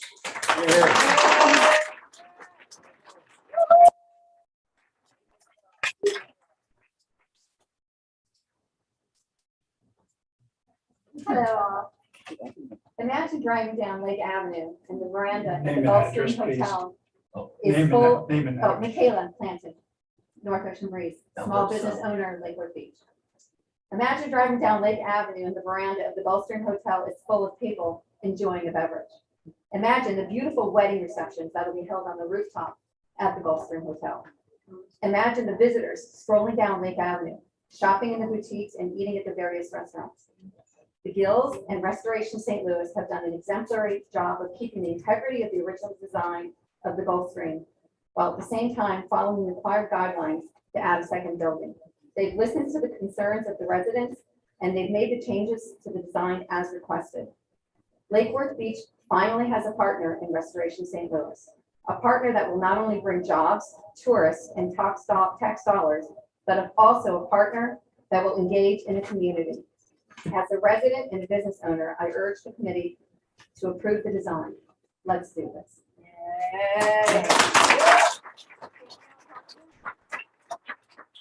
Daniel Hartman? No? Okay, so we have a card here and it's just this, just get it done. And I have one more, Miss Pam Triol.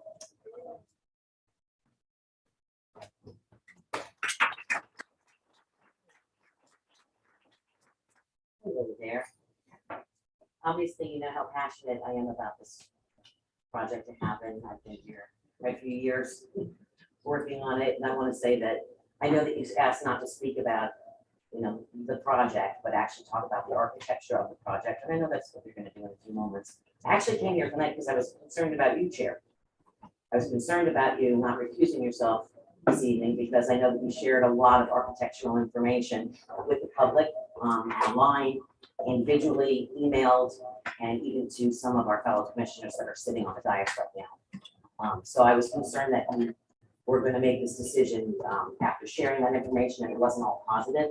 So I wanted to bring that to light, but I'm glad you brought that to light for all the citizens of this community. It makes me feel a little bit better.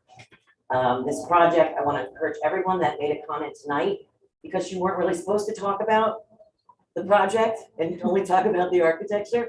I want you to make sure that you fill out the same comment cards and you do it again and invite all your friends to do it even more for the city commission. They're the ones that need to hear this, know about it. We know from the past, you know, if we don't learn from history, we're failed, we're gonna repeat it, right? That's what they always say. Well, the past was delay, delay, sue. Delay, sue, delay, sue. And what that does is it stalls a project so nobody wants to do it anymore, and guess what? They get up and leave. And that's happened before. And we've seen it happen before. We can't let history repeat itself. This project is too important to the city. It's too important to the people of this community who need the jobs, to the small business owners, of which I still am one here in the city of Lake Worth Beach, and to the owners and to people that have been waiting for this to happen. I didn't just find you someone to fix the hotel up and put it there. We found you, this commission and the commission before found you the right people to do this job. They don't only invest in buildings, they invest in communities and they change people's lives. Please, guys, there's a million things you can all bring up and make this thing come to a stop. And I know it's gonna happen at the commission level next. So please, in the meantime, we're too smart for this. We've seen it before, and I'll come before you each and every time you try to pull one of these little, oh, well, you don't have to do that and that, and if you do this, this will happen. Please, you guys are too smart for that. And you want this project. I've talked to all of you at different times. You want this project. The building needs help. It needs it now. And you have the right partner. Please. Thank you. Yeah.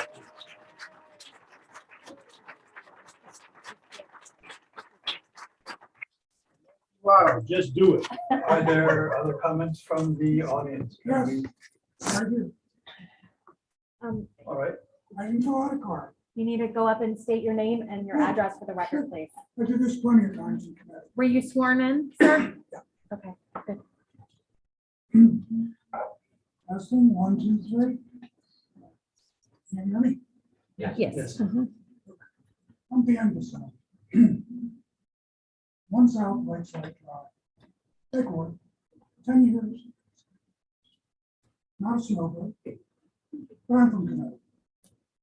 And I've seen this play before in Connecticut as well.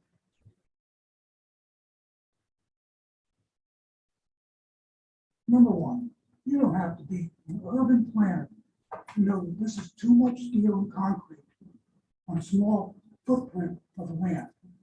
It's way too much. And there's nothing green in there. Number two, you don't have to be an architectural expert to know that these plans do not conform with the original Gulfstream Hotel. Gulfstream Hotel is a beautiful building. And I've talked to the contractors who got it. And it has solid bones, and that's why it's still here for 100 years. I can tell you the luminaries who stay there as well. You probably don't. And you don't know why it closed because of 2 hurricanes. Number 3,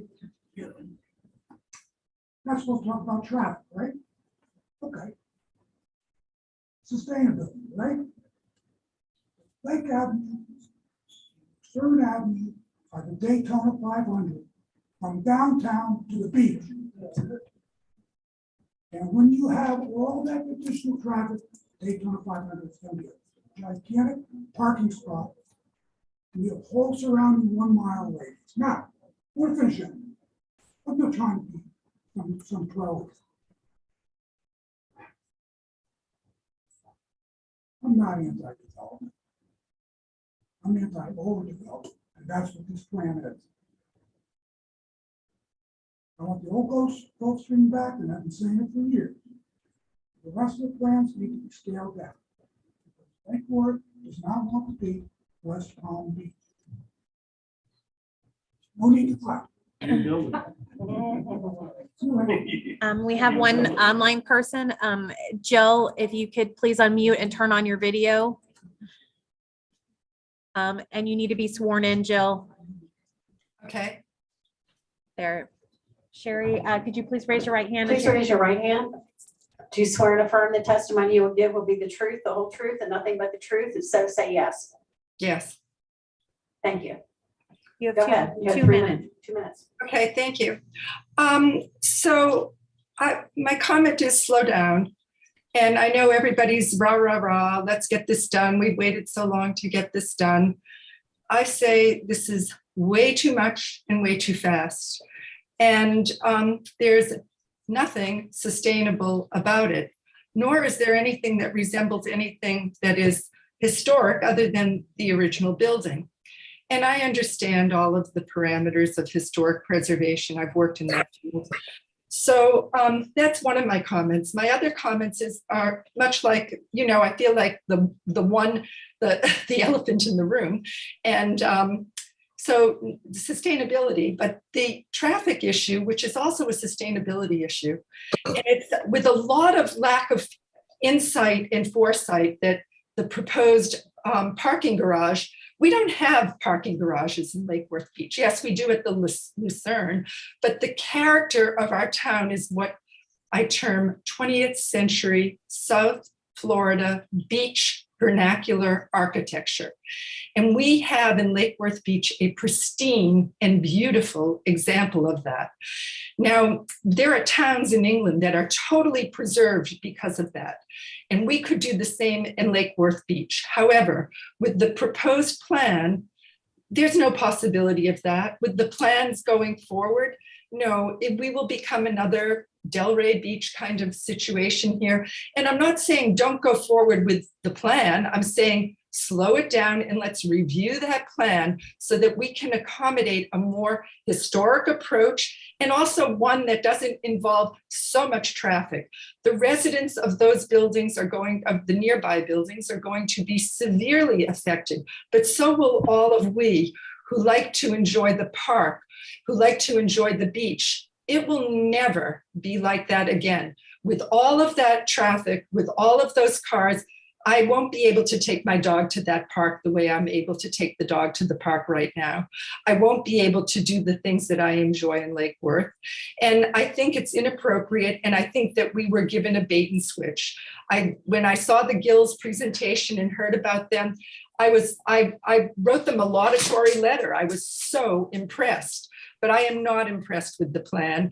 And I think we need to rein it in and slow it down and put in elements of sustainability. Buildings have fallen in by the ocean, most recently in Miami. There's nothing sustainable about this building. It's very antiquated, Marriott hotel looking building and big rooms that are inappropriate. And all of Europe is taking away.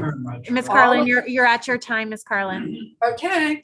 All of Europe is taking away cars from their downtowns. We need to too. Bye-bye. Thank you. So I have one more comment that I'll have to read into the record. We received it through our portal as well in a timely fashion, and it's from Mr. William Monroe, 1430 North Lakeside Drive. Historic buildings should be seen and not swallowed up. The design for the annex pushes its facade to the edge of the street, and the western facade of the Gulf Stream will not be visible as one drives eastbound on Lake Avenue. A 20-foot setback would allow a grand portion of the western face of the Gulf Stream to be perceived from a distance by pedestrians and motorists. The current design is in direct contradiction of Department of Interior standards and exceeds the maximum allowed lot build out. The overall mass of the annex is monolithic. It will contribute to a wind tunnel in Lake Ave. These are easy fixes. However, apparently there are some more items to discuss. Hear your citizens speak. And that is his comment. That's all I have. All right. In that case, does city staff have any questions for the applicant? No, we don't. Does the applicant have any questions for city We would staff? like to correct part of the record that is that the elevation variance for flood only applies to the historic building. It has nothing to do with new construction. And the parking garage as proposed does meet the Florida Building Code and FEMA. Okay, and that will come up in a few minutes as we get to that particular request. Does the applicant have any closing questions or arguments? All right. All right, well then we have heard from the public, we have heard from staff, and we are now going to close the questioning and go into our own discussion of the project. I would like to take the questions, starting with the easy ones. Let's go to the easy parts and work our way up. I think the first one that we want to talk about is on page 18, perhaps. Nope. Nope. Page 24, the flood elevation variance. And as Mr. Waters stated, the request here for this variance is only for the existing building and the addition, the kitchen addition to the existing building. No, it's just for the existing building. It's not for the addition. The addition is going to be built to the FEMA. The kitchen section is at elevation 7. Right? It meets FEMA's current standard. Oh, okay, so it is just the existing building, that Yes. elevation 6 point something or other. This is something that we have had in front of us other times, and it seems like an easy kind of a fix. For those in the audience, one of the benefits of having a house in an historic district is that you get to have this request.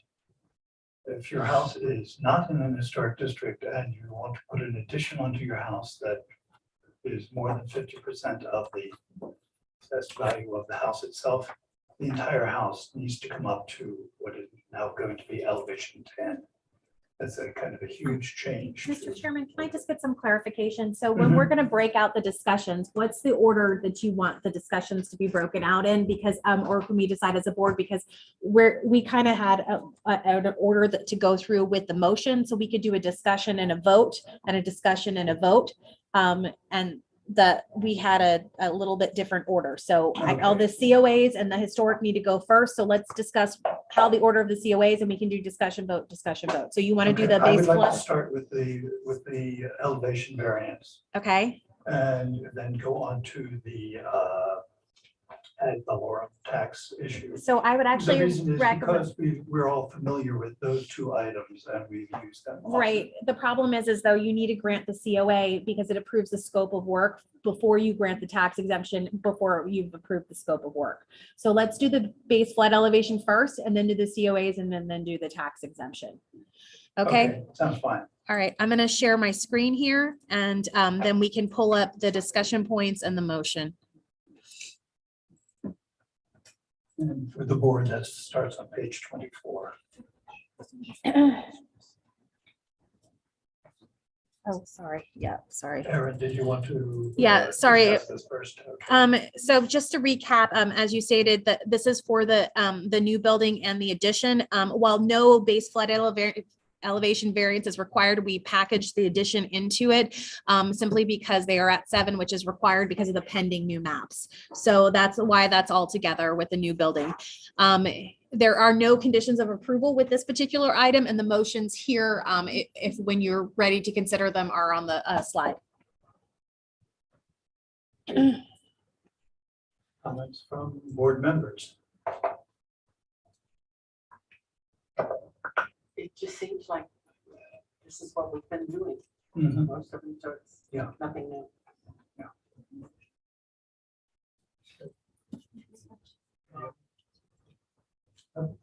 just so the audience knows, these variances to the flood elevation on historic structures inside the city come before us every once in a while. The only place that this can be accomplished in the city is inside a historic district, that anybody can even ask for one of these. If you are building anyplace else in the city, your new flood elevation is going to be determined by FEMA, which is going to raise it. So therefore, if you have a house at 7 above sea level, the new regulation means 10 feet, means you have to step up 3 steps. But one of the few benefits is, if you have some people that living in a historic district, because we hear a lot of complaints, one of those is that you are able to build onto your house and keep it at the same elevation as what was proposed, because it could affect the architectural historic nature of the structure. So this is one of those instances. This is a prime example of where this variance from the new base flood elevation can be used for the historic structure. I also was under the impression that this would affect we would be granting this for the addition as well, because the level of the existing hotel will extend straight out. It's not going to, it will not, it's going to step up. It steps up, yes, or ramps up. It ramps up to the. Something slightly over 7, is that Slightly correct? over 7 in the addition, in order to bring it above FEMA now, Mhm. and then up into the new portion of the building at plus 10. Do we want to make this for both the original and that addition, such that if something happens, that the elevation is raised between now and construction, that you're safe? It's written that way. It is written that way for the hotel and addition. Yes. And for folks in the audience, the addition is just the kitchen area, and the hyphen has nothing to do with the new building. Could I get a motion from someone? Mr. Dorenzo? We're not going, okay. I move to recommend approval with conditions of HRPB project number 22-127-0001. Bob, just look up here, just right on the screen. Oh, all right. I move to recommend approval of the HRPB project number 22015-00001 as request for base flood elevation variance for the historic hotel, in addition, based upon the competent substantial evidence and staff report, and in the testimony of a public hearing pursuant to the City of Lake Worth Beach Land Development Regulation and historic preservation requirements. A second. Second by, Sorry about that. who's going to second it? Second by Mr. Pickett. All right, Mr. Pickett got it, I guess. All right, any more discussion? All in favor, aye. Aye. Aye. Opposed, nay. Motion carries unanimously. So the next item in order would be the certificates of appropriateness for exterior modifications and alterations. This particular one related to the restoration of the existing hotel property only. Right. Yep. Okay. The conditions of approval are displayed on the screen for your reference. What page is it on the? Page 13. And let's read it for the audience. Except as noted in the plans, replacement windows and doors shall be installed in their existing openings. Except as noted on the plans, provided openings shall not be filled in or made larger. Number 2, all proposed exterior windows and entry doors shall be compatible with the Mediterranean revival architectural style and shall be subject to staff review and permitting. Number 3, replacement windows shall be recessed in the walls to the equivalent depth of the historic windows and shall not be installed flush with the exterior wall. Number 4, divided light windows, patterns on windows shall be created utilizing exterior raised applied triangular muntins. Exterior flat muntins or grills between the glass shall not be permitted. Number 5, replacement windows shall utilize glazing that is clear, non-reflective, and without tint. 60% visible light transmission. And let's see. Number 6, replacement windows shall be subject to staff approval and permitting. Number 7, replacement doors may utilize clear glass with low E coating, tinted, highly reflective, gray colored and edged glass will not be used. Number 8, repaired stucco shall match the existing stucco in application, coarseness and texture. Number 9, the replacement barrel roof tile shall match the existing roof tile, subject to staff review and permitting. Mr. Now- Chairman, I will also note that the SHPO office, the Florida SHPO office has approved this scope of work as consistent with the Secretary of Interior standards. Right.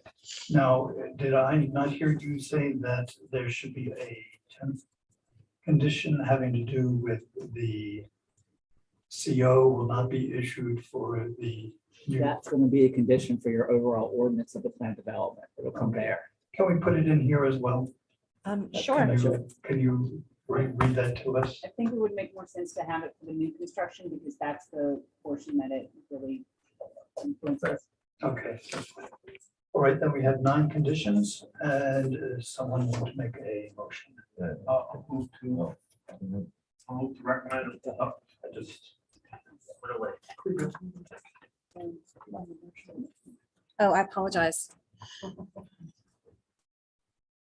move to recommend approval with conditions of Hrpb project number 22-001-00167, a request for exterior modifications, alterations based upon the competent substantial evidence in the staff report and the testimony at the public hearing pursuant to the City of Lake Worth Beach land development regulations and for preservation required.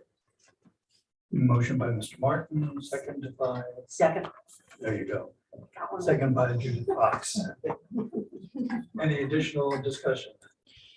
The next item is, oh, did you not vote? Oh, I'm sorry. Sorry, I voted. I got it. All Sorry. in favor, aye. Opposed, nay. Motion carries unanimously. Now we go on to page 15, which is the certificate of appropriateness for the addition being. The addition, Mr. Chairman, covers the 4,700 square foot rear addition and the hyphen connection to the new construction. Discussion on the addition. I have, where is the, when we talk about traffic patterns and things like that, the abandonment of the right of way and the scope and around there, because we've got a new right of way that's going to be east and west from Gulfview to the old alley. Is that in this purview or is that in the? No, just for the public's edification, the alley has already been abandoned years ago between Lakeside Drive, meaning Lake Avenue, and the border of the property with the Gulfstream Hotel, Gulfstream condominiums. There are some issues with putting in a new easement and access and perpetual access for both the city and the condos. That will come up as part of the overall site plan under the ordinance that's a little bit later. Thank you. Other questions, other items on the addition? Staff has concluded that everything is consistent with this and the conditions of approval. Did you want to read those conditions of approval? Number 1, the new addition shall have simplified extension with rectangular openings. Page 16. Yes. The conditions of approval are on the screen here. There are 10 conditions of approval, and they're all of our standard conditions of approval related to the recess of the 2 inches in the wall, the stucco matching, and then the complementary architectural features. And they basically reinforce the plan set. They restate some of the things that are already in the plan set. Well, some of the like number 9, the parapet of the addition shall resemble the residential corners of the rooftop in a complementary yet distinct manner. Some of those are a little bit more. Yeah, the plan set was determined to meet that, and so that condition of approval was reflected in that. So we can pull up that addition and we can look at that. I see what you're saying. Most of these are standard windows. Yeah. Would you like me to pull up the rendering for the addition to take a look? If you would, yes. Sure.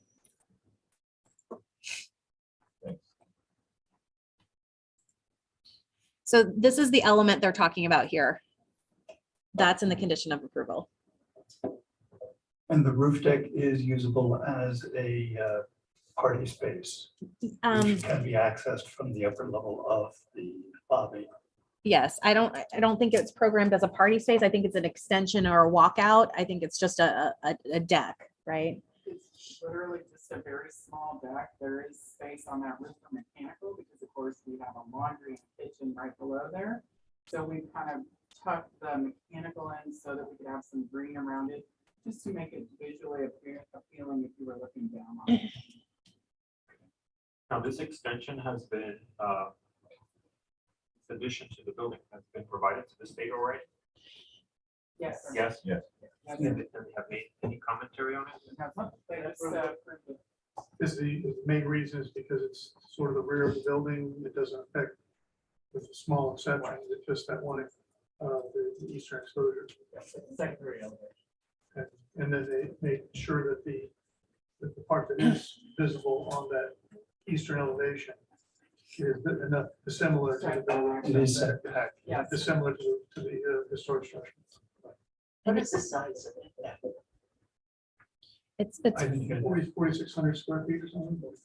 4,700 square feet. 4,700. That's it. The addition itself. So if somebody wanted to use that, could they? they use that for something?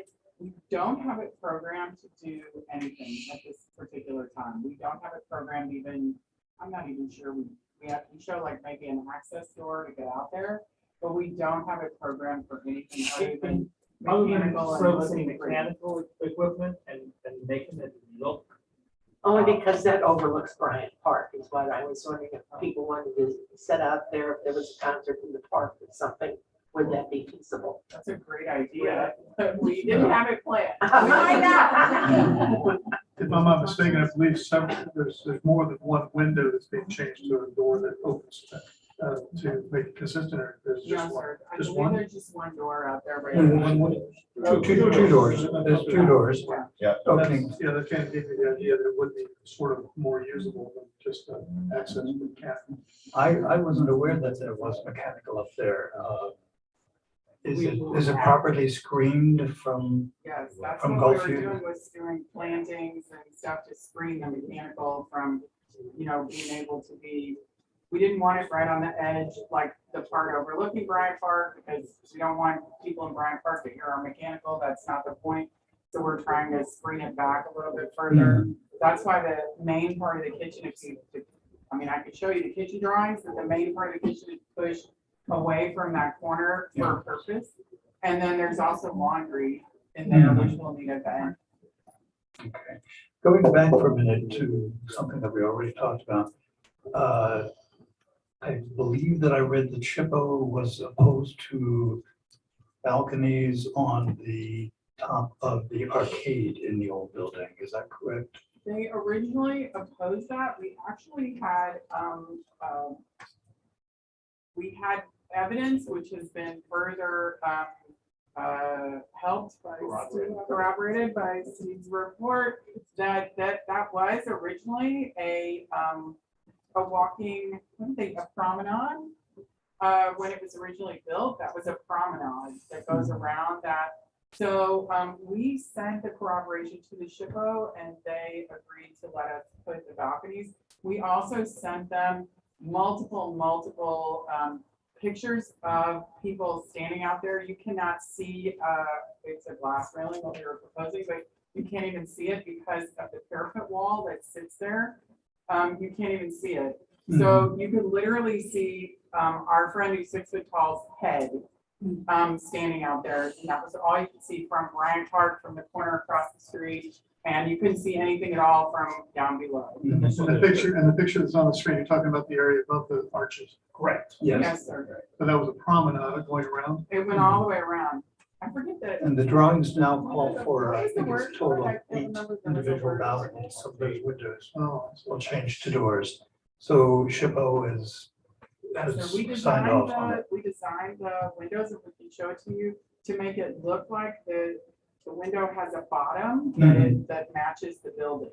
So that it looks like a window with the building below it, but when you open it, it's actually a door. Okay, so you're convinced that there would be no visible Yes. so we visuals took- of that. So is the ship. Yeah, we took multiple If pictures. Chip is convinced, we're convinced. I'm a bit confused.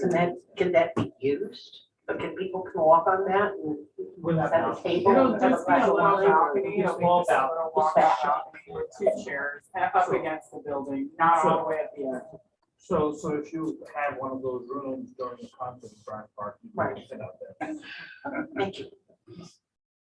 Is there more discussion of the addition? COA for the addition? If not, can I make a motion? Sure. I move to recommend approval with conditions of the HRTB project number 22-00100168, a request for addition based upon the competent substantial evidence of stat and in the staff report and in the testimony at the public hearing pursuant to the City of Lakewood Police Land Development Regulations and historic preservation requirements. Do I hear a second? Okay, motion made by Mr. Guthrie, seconded by Mr. Pickett. Any additional discussion? If not, all in favor, aye. Aye. Opposed, nay. Motion carries unanimously. All right, folks, we've gotten through the easy ones. Now we have the certificate of appropriateness for the new construction of a very large new building by the architects who are here. And does staff want to make a bit of a presentation? We can go back to the drawings and answer any questions. We've made our presentation. The project as a whole is a code consistent project, and the applicant is not requesting any exceptions or waivers as a part of the request. The only other thing I would note is that the total impermeable surface is under the maximum allowed, but the green roof component was not included in that calculation. So that total impermeable is actually, they would have gotten a credit for the green roof, but they decided not to exercise it. And that would be For the only. the permeable. Mhm. We're not talking about lot coverage, we're talking about permeable. Correct. And is there any reason that the roof section would qualify for a permeable? No. If the green roof over the portion of the garage, as well as green areas on the main roof, which is on the 8th floor, met the permeability rate at least 50% of what traditional ground would be, they could get some credit, but they did not choose to take that credit. So they meet the criteria without. They meet the overall allowed permeable area, impermeable area, and overall lot coverage for the code for a planned development. Okay, I don't want to differ with you, but I can't find that section of the code that permits. Well, as the author of the code, and the creator for the plan development process, we have established that since plan developments can deviate slightly from the auspices of the base code through practice and application to at least 15 projects at this point, we've allowed that the permeable surface area of a plan development can go as high as what is in the code for a small lot versus a large lot. And that applies both to the building lot coverage and the overall impermeable surface area covering the lot. And also there's an exception that 3 stories of a parking garage and no more counts not toward FAR or building lot coverage, because we treat it like a parking lot. It's just 3 stories tall. Once it gets above 3 stories, then it starts affecting that floor area ratio as well as the building lot coverage. So this applies to planned developments, not to housing. Right. And this is an urban mixed use plan development. Because the permeable percentage of the lot can vary from anywhere from 70 to 90%. Not the impermeable, that's the impermeable surface area of the property can go as high as 90% or the 89, I believe. Yeah, so the regulation for the base zoning district without a plan development is 80%. With the plan development, it allows it to use the small lot, which is 90%. They are currently proposing 89% and did not take the credit for the green roof. So if they've been able to show a retention rate or a perk rate related to the landscape areas on the green roof, that number would have been reduced further. And the same with the structure coverage, maximum the base zoning district, and the would be 60. With the plan development, it allows it to go to 70. They're at 68.9. Keep in mind too, some things that don't come before you are the water drainage management that are stipulated by DEP, South Florida Water Management District, and our own water utilities. They still have to manage a 24-hour period of, I think, a little bit more than 2 inches of water before it's released into the stormwater system. So that has to be met regardless of how many square feet are covered in the property.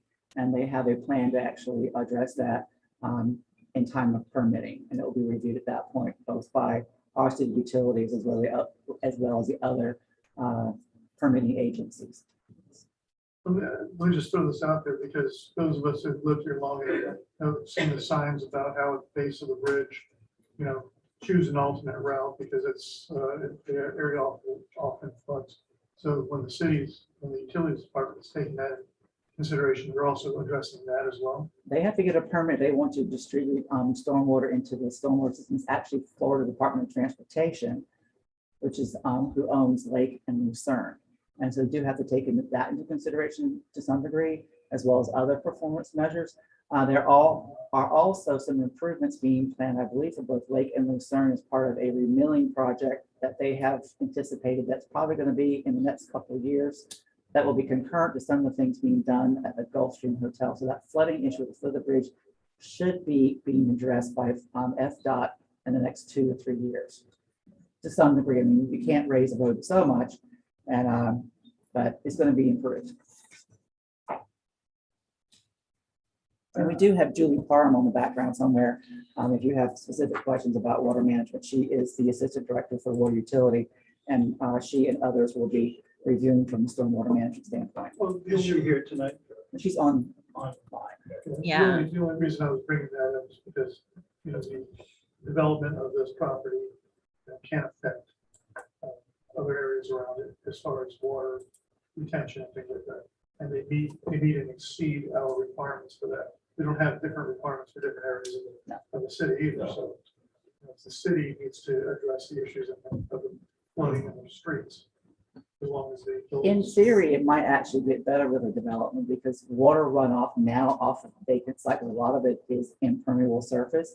That will not be running straight off the site into the street anymore. It'll have to be managed on site and then released slowly. Or there's other options they can do, but it won't be running directly off the property anymore. Which is what's happening now with that parking lot. Well, I don't understand the structure coverage with the mixed use urban plan development. Maximum is 70%. It seems that they're over that. Am I missing something? Or The garage does not count through an exception in the definitions towards structural coverage. It is interpreted like a parking lot, and a parking lot does not count towards structural coverage. If the parking garage were over 3 stories, it would count, or if it had livable space above it. So only a proportion of the parking garage counts toward the structural coverage, and that's the part of it that has condominiums and hotel rooms and other things above it.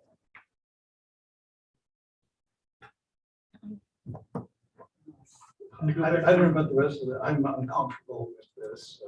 Well, that is how the code is written. Go back to your original point, though, when it comes to flooding and base elevation, flood elevation, and that because the parking garage is not a livable surface, is that what it is, livable height? Okay, so it doesn't necessarily have, a garage does not have, and we deal with that on a regular basis too. The garage does not have to be right? Right. Otherwise, it's a disincentive to provide parking in an urban condition. If the parking garage is counted towards building lot coverage, it disincentivizes the provision of parking because then only the surface lot is exempt from the building lot coverage. So less parking is then net provided. So it's an incentive to provide parking in an urban condition. It's been in the condition. code since 2013. What is the code section of that parking garage? It's in the Under definition. structure parking definition and also overall lot coverage definition. Lot coverage definition. There's 2 actually.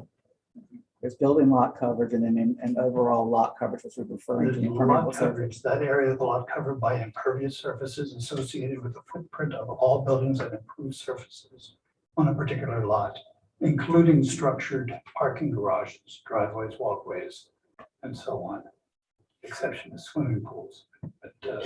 And if you go to the building lot coverage definition, there is an exception for parking garages that are 3 stories or less, specifically written that way.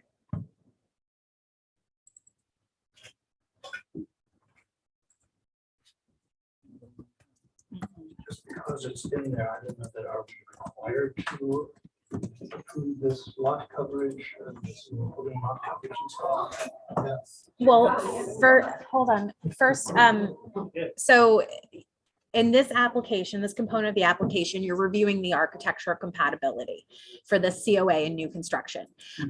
For the lot coverage component, which would be part of the plan development, they're linked.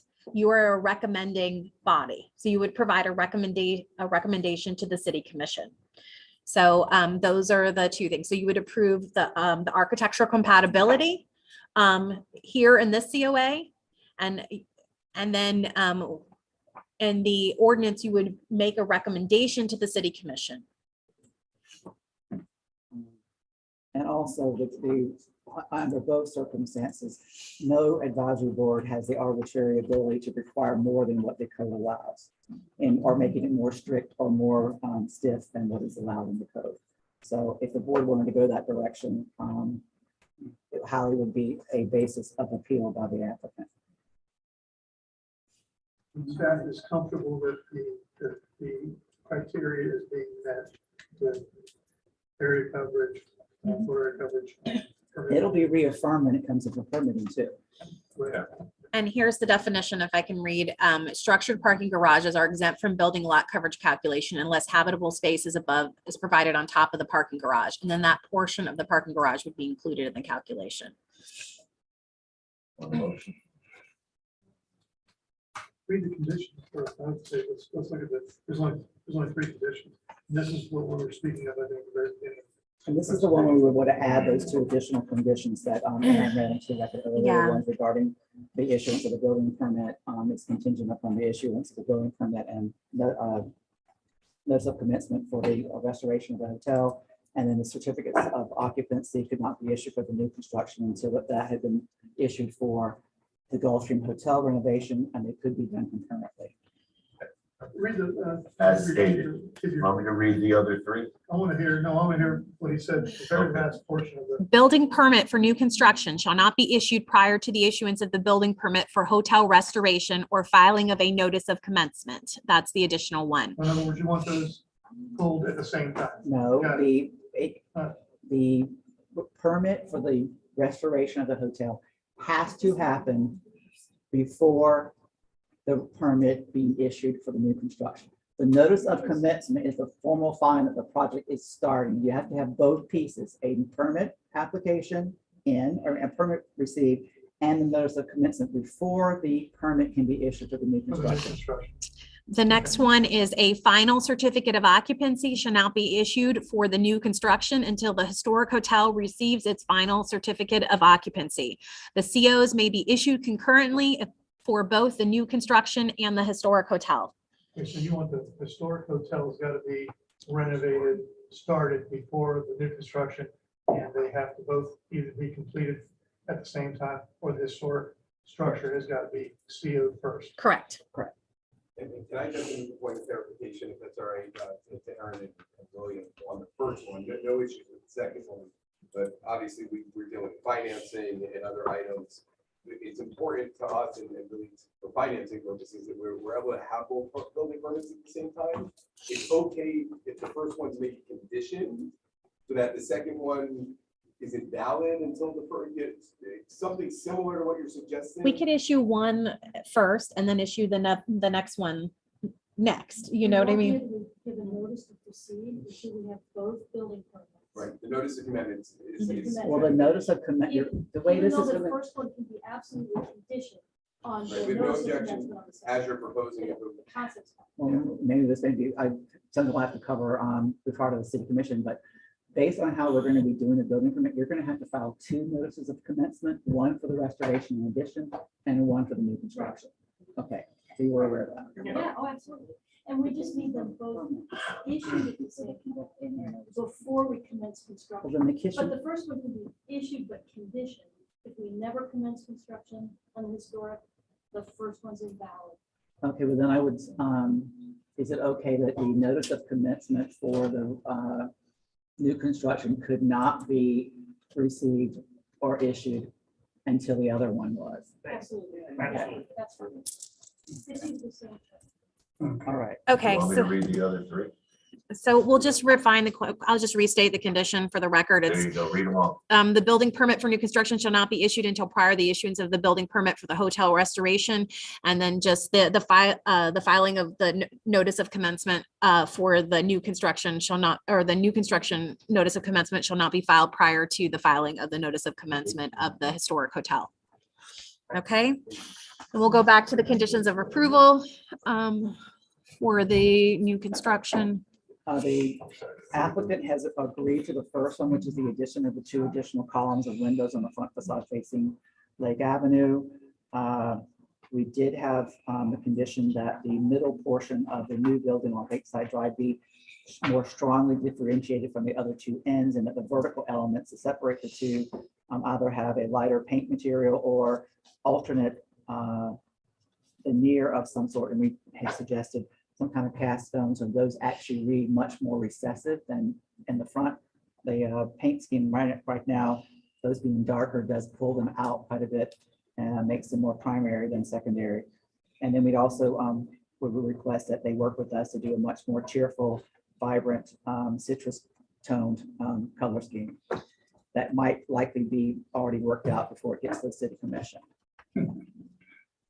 I'd note on that unfortunately the board has no purview over paint colors, but Actually, we definitely agree well, with, well, this is a weird town. We would love to have weird colors. well, actually, may I interrupt? Because this is the first time you as a board have done a mixed use urban plan development, you do have some purview over the color. Because the color schemes of the Bohemian, the Mid, the Advantis, No. the Vector were all controlled by the renderings that were given. And so that's why that's included here. It's a little bit of a deviation because you are acting in other cities. This will be the planning and zoning board function. Right. It's combined here in Lake Worth Beach. You're covering planning, zoning, and historic preservation issues all at the same time. So the color scheme will be moving forward to the commission and will be part of the approval for the plan development. Can we just leave it at cheerful? I would. Your windows in the renovation are now shown as cream colored. I'd certainly love to have something much brighter. But Window? the window frames in the restored section of the building are shown as cream colored. We were asked by the commission to, in earlier renditions, we had a lot more glass. And we were asked by the commission to do framed fenestration, punched opening, framed fenestration. In the new Yes, sir. building, I'm talking about the existing structure. In the historic structure, the windows that you are The expecting. National Park Service has very clear guidelines on the colors of windows in a historic structure. And they are very, very dictatorial. And so we use the color that they like, which is ballet white. It is the color that they have requested over and over and over again for this period of significance. I have no Yeah, but control over is it that. more creamy looking or white? I just will mention that we have already taken a vote on the restoration, so we are on the new construction component. So we kind of need to keep. Yeah. You want a motion? I just wanted to mention something on the new construction part in terms of the garage view from the road. Could you pull up the? Yes, sure. I think these are better. Hold on. That is, I had some major issues on some of these elevations as well. I think this one. Yes, uh-huh. You can't see. Okay, I can see it there. It's the One that elevation, shows the building in the front. not bringing the elevations. This one, yes. Yes. Yes. I support the three different colors, make it more look like it's Cheerful. three different buildings and more cheerful. But this here, I don't quite understand how this looks from the road other than being covered by the trees. I think it should have some sort of screening of some sort. That's the driveway into the garage. It No, has, no, this here.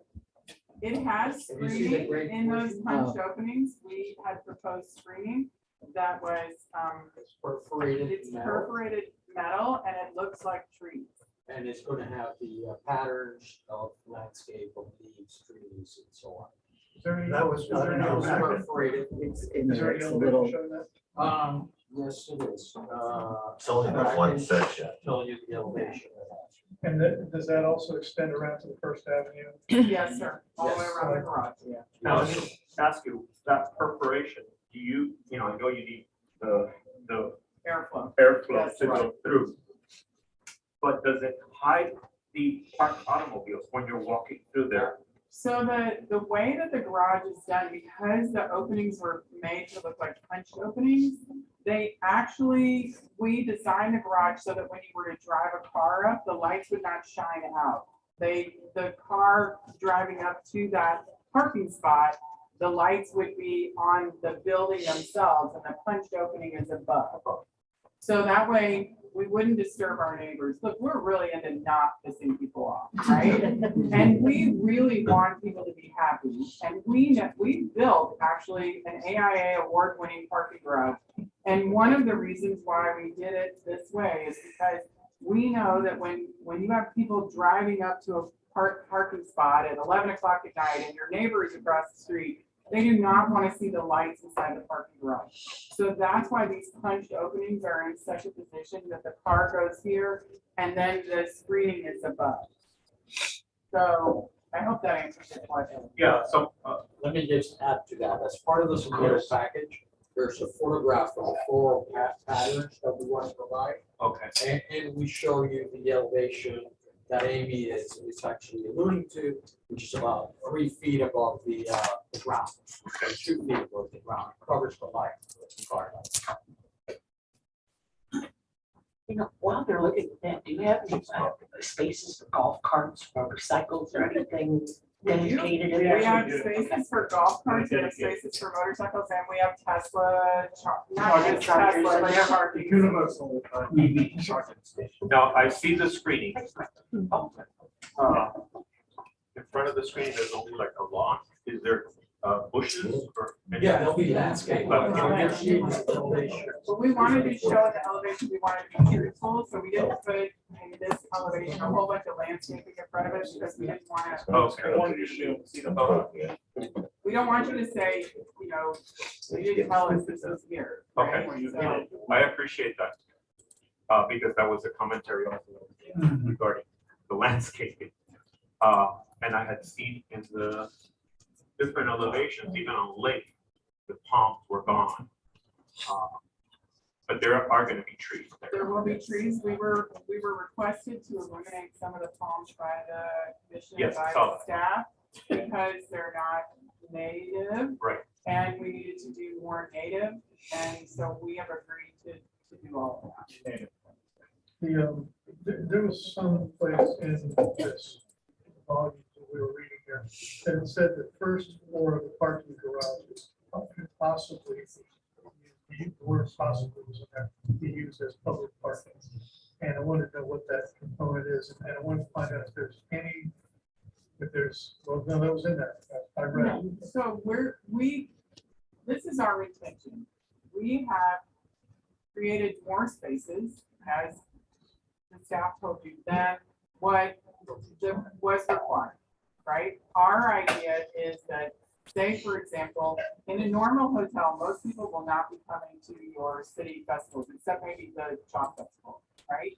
Most people aren't going to know that you're having something at Bryant Park, pick a festival, right? So we would be able to accommodate additional parking in our garage for some of those festivals. On the lower. On the lowermost level. we will be able to give people that pull a ticket, park in the garage. If we are owners and operators, so we are going to be boots on the ground here. We know that if we have a wedding at 4 o'clock, right, and there's going to be 50 or 75 cars coming to that wedding, we will scale back our pull a ticket parking in order to make sure that we can park all of our people in our garage. Most of those people will come through the valet. They will be parked on the valet level, which will be, we double park cars for valet. I don't know if you saw the valet slide, but we do have one, so that we can double park cars so that we don't create any kind of burden on the residents down there. Our whole goal was to make sure we are completely self-sufficient and also additionally helpful. And that was the goal of trying to manipulate this parking so that we could be both things. Now residents would have their own level of parking. They have a separate entrance for residents? Same Separate entrance? entrance on the garage. Separate entrance, same garage entrance, but a separate Separate level, entrance. they go to a different level. Which level will that be on?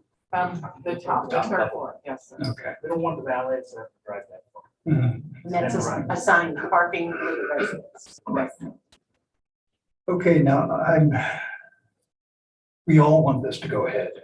We have no problems with a lot of this. I have, as a registered architect, I have my problems with the architecture, with the facade. I know that you have said, and I agree, that the Secretary of the Interior requires that the addition be somewhat different. However, when you read the Secretary of the Interior standards, it has a lot to say about volumes and punched openings and being differential to the original building. And I think that we're lacking a bit in that. And without wanting to delay this thing a single minute, I'd like to add some conditions to the COA having to do with meeting the Secretary of the Interior standards. I think we're not meeting them. So if you don't mind, may I address that for one second? We had completely different designs at one point for this edition. Yeah, I remember. Like 3 times. 3 times, not once, not twice, 3 times. Based on lots and lots of public input as well as input from your elected official, this is the design we came up with. So yes, you are correct. It's different than what we started with. It may not be what you like, but this has been accepted by the Florida shipper. Not the addition. Oh, yes. The addition is. Oh, yes, they have the full package. So you can put additions in and it just ties our hands. We gotta come right back when the National Park Service approves it the way it is. And I'll also remind, as a certified local government authorized by the National Park Service, we, the City of Lake Worth Beach, and the National Park Service and SHPO follow the same standards, which are the Secretary of Interior standards for rehabilitation. So one of the things I asked for very early on is to have a preliminary nod from the National Park Service that they were happy with what they were proposing, because I was concerned that if we went first, or if we came up with a design and we liked it and it went to the SHPO and they didn't like it, it had to go back to this entire process all over again. So they have made a very valiant effort to have a SHPO preliminary approval provided Of the new construction. of the whole project. Of the new construction. Of the whole project. Historic and the new. So if you prefer to add something that says, we want this project to meet the Secretary of Interior's design standards, the entire project, we would be fine with that. Because we would never do anything that isn't within the Secretary. Point of clarification too is the National Park Service is looking at this as one entire project, a project for the renovation of the Gulfstream Hotel. However, how our code works, that's why we have all these different parts and pieces. We have A C of A for new construction, a C of A for addition, a C of A for extra renovations, and then a whole ordinance governing the plan development. The SHPO is looking at the whole thing as a request for federal income tax credits as one whole ball of wax. Is the federal income tax credit for the entire project or just for No, the restoration project? It's only for the historic hotel, but they do look at the entire project, Mhm. which they have done on several other hotels that had fairly significant additions put on them that were governed by the SHPO in, was it Iowa and? But let me run through some of these architectural things that I think would improve the working with the Secretary of the Interior Standards. But they did. And we're gonna disagree with you at this point. Yeah, well, for instance, reducing the height of the arcade at the new building so that it matches the height of the arcade of the existing building. That's standard 1 of the Secretary of the Interior Standards. Little things like redesign that fire command room and the exit door lobby such that that vertical slit between the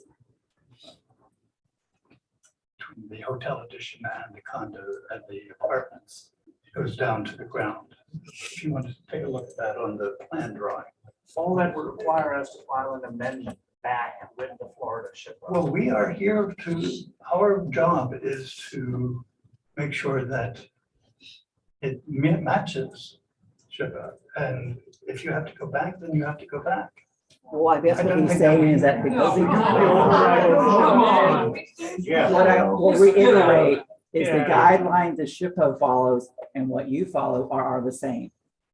The level of appropriateness is a gamut and a whole range of things. This may not be the perfect solution. It may not be the best solution, but it is appropriate. It could be the least appropriate thing on the planet, but if it was the least appropriate, it's still appropriate. It could be the most appropriate. Our governance says, is it appropriate? So I'm sorry, I'm having to sort of question the chairman, but if the SHPO has found this entire project compliant with Secretary of Interior standards, and they do hundreds of projects a year, I do not believe we have the legal grounds to require a higher standard than the SHPO. But it's up to you.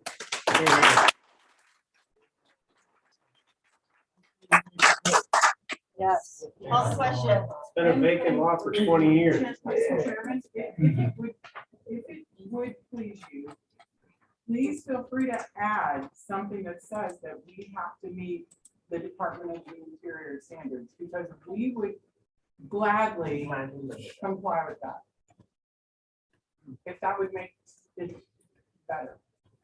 Yeah, from what I'm hearing, you've already met that standard, is that correct? Right. It's already been approved by them.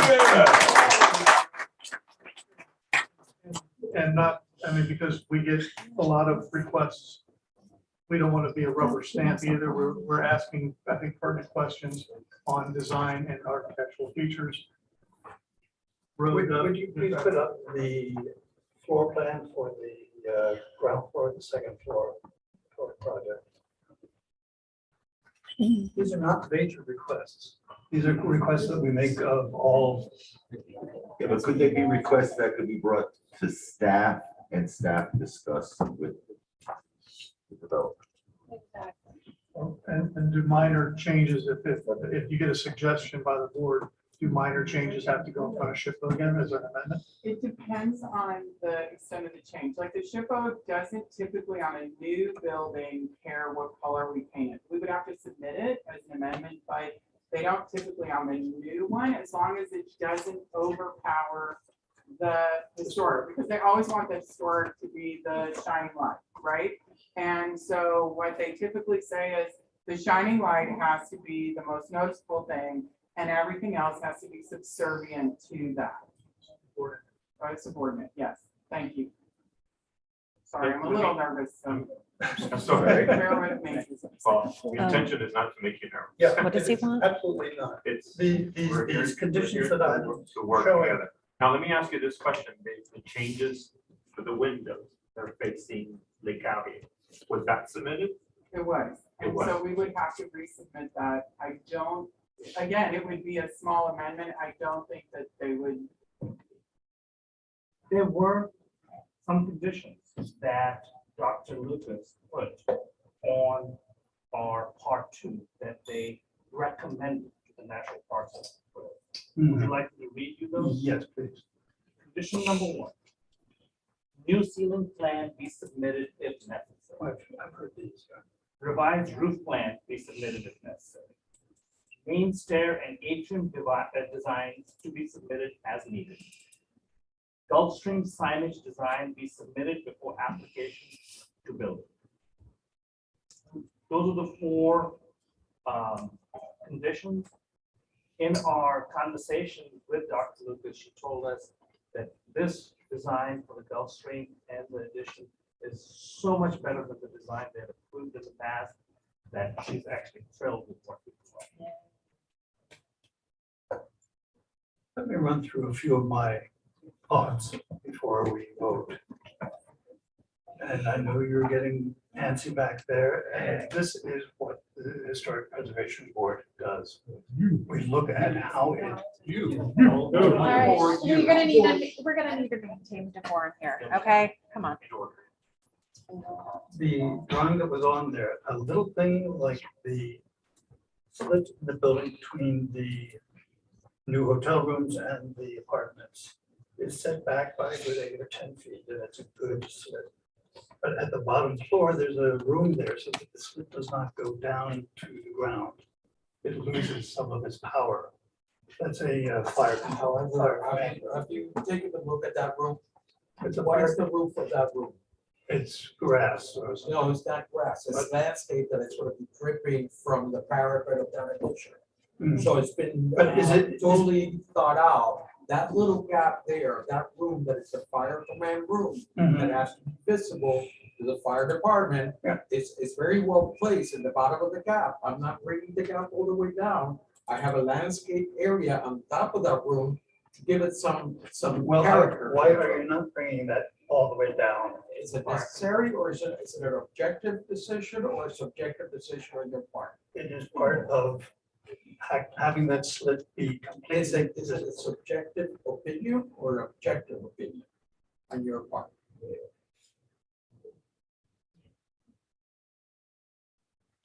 Number 14, National Park Service Preservation Brief number 14, section on hyphens, and that is a hyphen.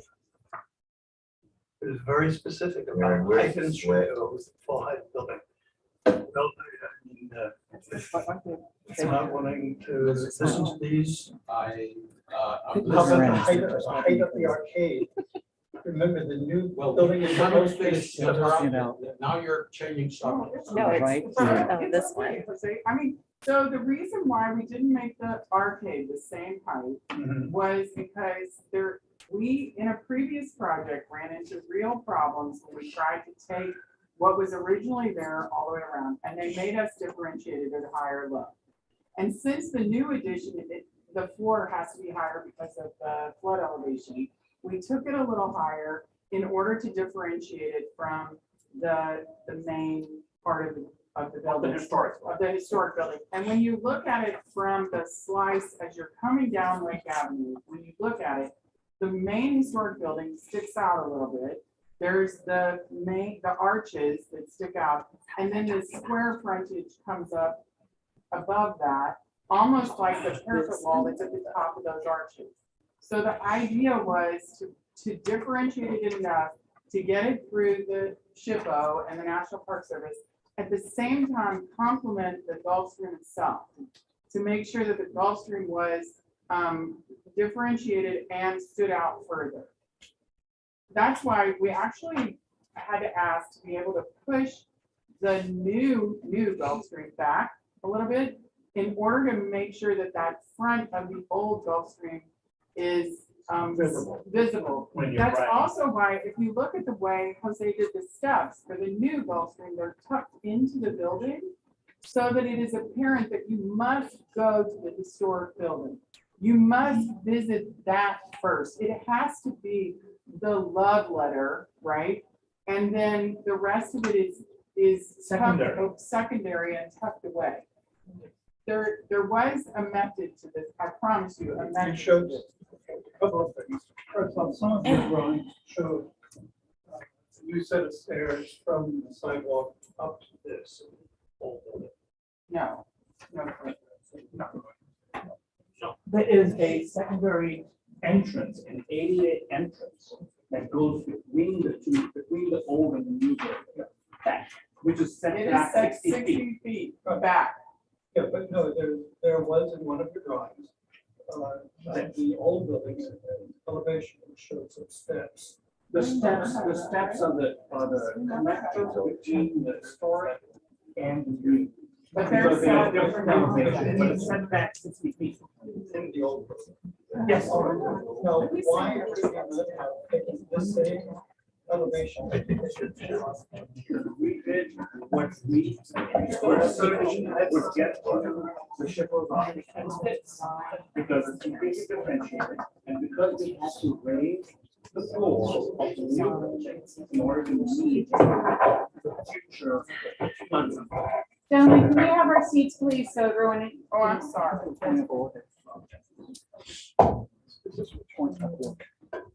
Yeah. This The Secretary of the Interior said new addition should be subordinate in both size and design to the historic building. And there, the new arcade is considerably more prominent. This is the arcade you're talking about. Or the top of it, that section. Yeah, this part here, yeah, is much higher than the arcade. And this is the sort of thing, folks, that we deal with in every project that comes with us. It's minutia, and I don't want to. It's not a variance issue. Now, the fact that you've got the arcade in that side yard is a variance as it turns the corner. Apparently that was designed to have a ramp in it, but I don't see a ramp, No, there is a ramp. not on the drawing. Yes, there is. Yes, sir. There's a ramp. On the lakeside side. Can we show? I don't know how to do this. Lakeside. Which is the floor plan. What, if you can show if you can tell me the page you're looking at, I can pull it up in the plan so we can share it. A101. A10, I'm sorry? 101. A101. The site plan of the. Yeah. So. Sorry, I can just, do you mind if I stand up and? No. Come on. Is that okay? Yeah, Amy, we have a little laser. Yeah, Thank it's on you. the red one. I'm sorry, guys. No, it'll be good. Okay, so, right? You can't point it. I'm sorry. Which one should I do? That's all right, go ahead. Laser pointers. It doesn't work on television. It doesn't screen. Screen won't take. I'm gonna be Sister Mary Longarm, sorry. Okay, right up here, There's a little cursor in the here. hatch area, down, where do you?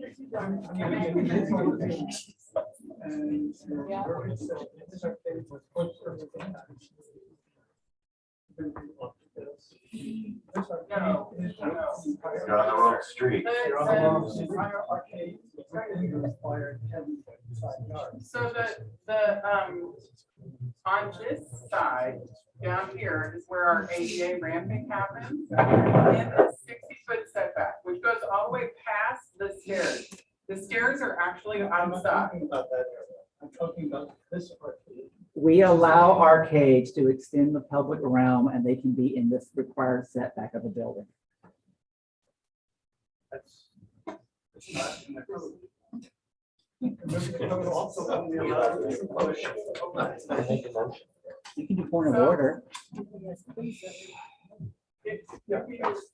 Hey, vice chair. This is the stair. The comments showed this before. Real this. No, the ramp that I think you're thinking of is further down. I have a point of order, please. I think that's where the ramp that you're discussing is the one that's down the street for the apartment entrance. Which that's the main apartment entrance, and that has a ramp there. But in order to get up onto the colonnade at the very front, you would come up this center area. And then you can either go this ramp into the main building, Or That's not the just ramp I'm ramp talking into about. Let's go up to the roof level. We're talking over here. Let's go up to the roof level. That's right. The whole purpose of that arcade, the arcade doesn't really have a purpose. Are we looking at, Let's go up to I'm the not roof sure. level. When our schools open. Can we go up to the? Okay, point of order, why? I'm just asking. Well, I would like to have some additional conditions added to the COA having to do with architecture. Let's go to the roof. Take a vote. But if any of these things require to be sent back to Hrpb for an amendment. There's more delay. Hrpb already. And the plans have been reviewed and reviewed. Bill, you're gonna need to make sure you speak into a microphone. Okay. Bill, why don't you just go through the conditions and I'm just not being rude, I'm just. Is a roof over the terrace. Dining area. Yes. Roof is legal. But it creates a heaviness to the top of the building. Also, keeping it estimated, that roof area, now that it has a concrete roof on it, 10 years from now, could be enclosed on the restaurant. Why would anybody want to eat inside of floors? I would like to see that. Here. So the reason why it's over the mechanical section is we thought it would be nicer to disguise our mechanical than to have it out in the open. We can't put it on the roof because, as you all know, there's a height requirement and a restriction that we cannot go above. And we do have some large mechanical that has to be placed somewhere, right? Some of it we put in spaces in the garage, and you can see that on the garage plan. You'll see where But it there's doesn't not need to a be parking on space, it's a that roof, mechanical but space. it doesn't need to have any roof over it. Nor does the dining terrace need to have a concrete roof over it. If you want canopies, if you want umbrellas for your dining. that's So fine. we were concerned that at that height and elevation, it would get really windy, and I don't want to kill anybody by putting like umbrellas off the side of the, building. I do think it adds a pretty architectural effect to have that kind of, that thin lid, and it's very thin. William actually yelled at us 50 times to make it thinner, make it thinner, make it thinner, to really give it that just well-defined lid, while still creating a lid for all the mechanical equipment, which, is unsightly, right? But We this could will- leave it all out to the open, but I feel like it's not as attractive to the neighbors, to the people who would be. There are no neighbors who will see that. It also reduces the sound. Yeah, so that was the idea, was just trying to do better. It also extends the life of the equipment. Let me add to it. It's not a solid lid. If you look at the design. I know you look at the gotta rendering, hold through it. And you Or make it sound like a solid lid. Well, That's not- my it's- it purpose has in two asking this major is openings. that we're trying Let to me- make the building visually appear lower and subservient to the historic building. And that lid can be removed. There's no real function to it. You talk about other things. That lid could be removed and the building would appear lower and more subservient, which is one of the requirements. You are correct. It could be removed. It is. It does have. My comment here was in omit the entire 29-foot concrete main canopy at the 8th level terrace and at the mechanical roof. Also indent the center planter to match the wall below. That's another issue. It's unnecessarily heavy and is too tempting to enclose in 5 years' time. National Park Service.gov 1990. Rooftop addition should be minimally visible. Generally, a rooftop addition must be set back at least 1 full day. So if it's against the Secretary of Interior standards, I'm sure they'll deny it. Yeah. Right? Yeah. Because it's already been approved by Florida. But Well, it's approved by Florida, but what are we doing here? Nothing, but arguing about. So I have a question. If there were a proposal to impose this in 5 years' time, would it have to come back to us? Yes, it would. And it would also trigger a number of other things in the fact that they are very close to having to get an additional bonus, and they'll probably have to buy transfer development rights in order to enclose the space. Because it would now count as habitable space and count toward floor area ratio. It doesn't now because it's open.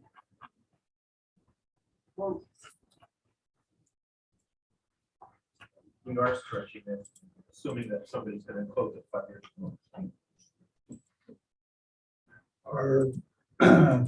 Are board members okay with the projecting balconies in the hotel edition?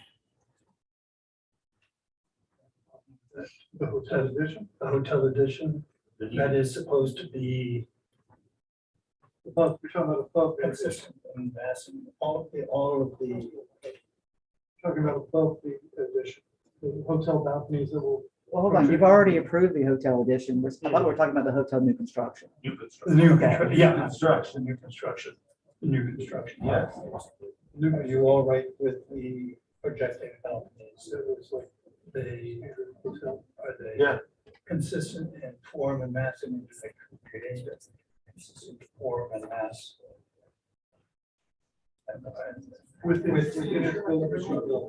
I'd like to make a motion if I could, please.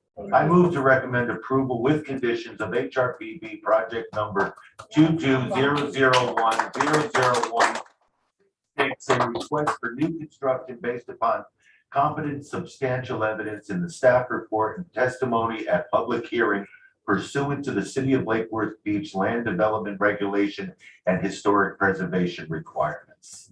Inclusive of the 3 conditions in your staff report and the 2 additional ones added at the hearing. As stated. Motion made by Robert Dominzo. Do I hear a second? Second by Mr. Martin. All in favor, aye. Aye. Opposed, nay. Mr. Chairman. Oh, yeah. Motion passes 5-1. Mr. Chairman, the next item that requires a vote is the historic preservation tax exemption. This is the pre-construction review. The scope of work included in this review was both for the existing renovation of the hotel and the addition. The conditions of approval are on the screen, as well as the potential motions.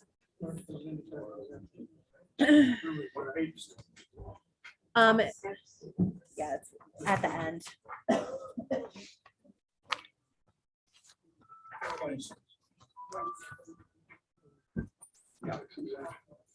Again, this is something that we've done often before. Knew about it. And for those of you in the audience who have historic properties,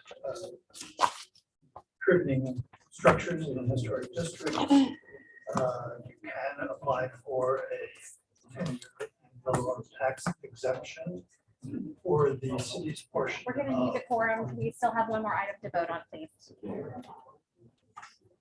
So if you have a historic building, this is a very good way to save some money in your taxes for 10 years after the construction. Is there, just for my education, this is granted by state, county, or city? by the city, I think.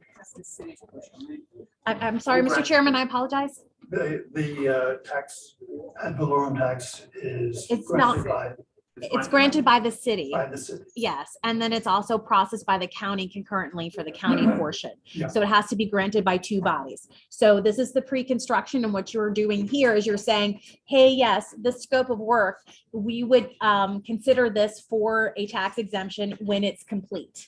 So you're giving them like the pre-blessing if they go out and do it exactly as proposed when it comes back, that you all would support the tax exemption. But this include in the package says that it would generate over $7 million of additional. Right, That's so separate. this is a discount. It's not an exemption from all property taxes. So basically they take the cost of the renovation and then it's like a discounted their assessed value. That period is only for 2 years. And a lot of times, a lot of people get it because typically 10 years is a time period for a construction loan. So it's a way to incentivize the renovation of historic projects for commercial. So I don't know. And This is for 2 years instead of 10? No, I said 10 years. It's for 10 years. This is for 10 years. Did I say 2? Yes. I'm really congested. I'm sorry. It does only apply to the historic. Portion of the So that 7 million calculation was Okay. already. That's taking Okay, wait, hold on. We're getting a lot. So what are we? What attachment is this on the present? My thing got disorganized. It's the last application in your historic and there's an index. Page 26 and 77 in your historic. Yeah. And the scope of work for this is essentially the scope of work that you already approved for the renovation and the addition, not the new construction. The new construction is not included in this. It is only for the addition portion and then the renovation portion. That was one of my questions. In other words, there's no portion of the new construction that is exempted from this. No, it's How not do you eligible to be. differentiate- How do you differentiate the hyphen? The hyphen is part of the addition, not the new construction. Okay, so it stops at the actual historic building. Yes. Okay. And then, but it does include the addition. To the historic. For the back. Yeah, it includes the rear addition. Not the hyphen, but No. the kitchen. The Okay, hyphen is. well, let's get it. It's going to get complicated when the tax structure is done for property tax. The property tax freeze essentially will encompass what is on the parcels from the middle line of the alley that's been vacated east. And then everything on the west, the middle line of the alley, the other direction, which is whole new construction and part of the hyphen, will be governed under something different because that's one of the areas where the CRA is being asked to provide TIF financing of a different type of tax incentive. So that's the property for taxing purposes is actually going to be split down the middle of the alley.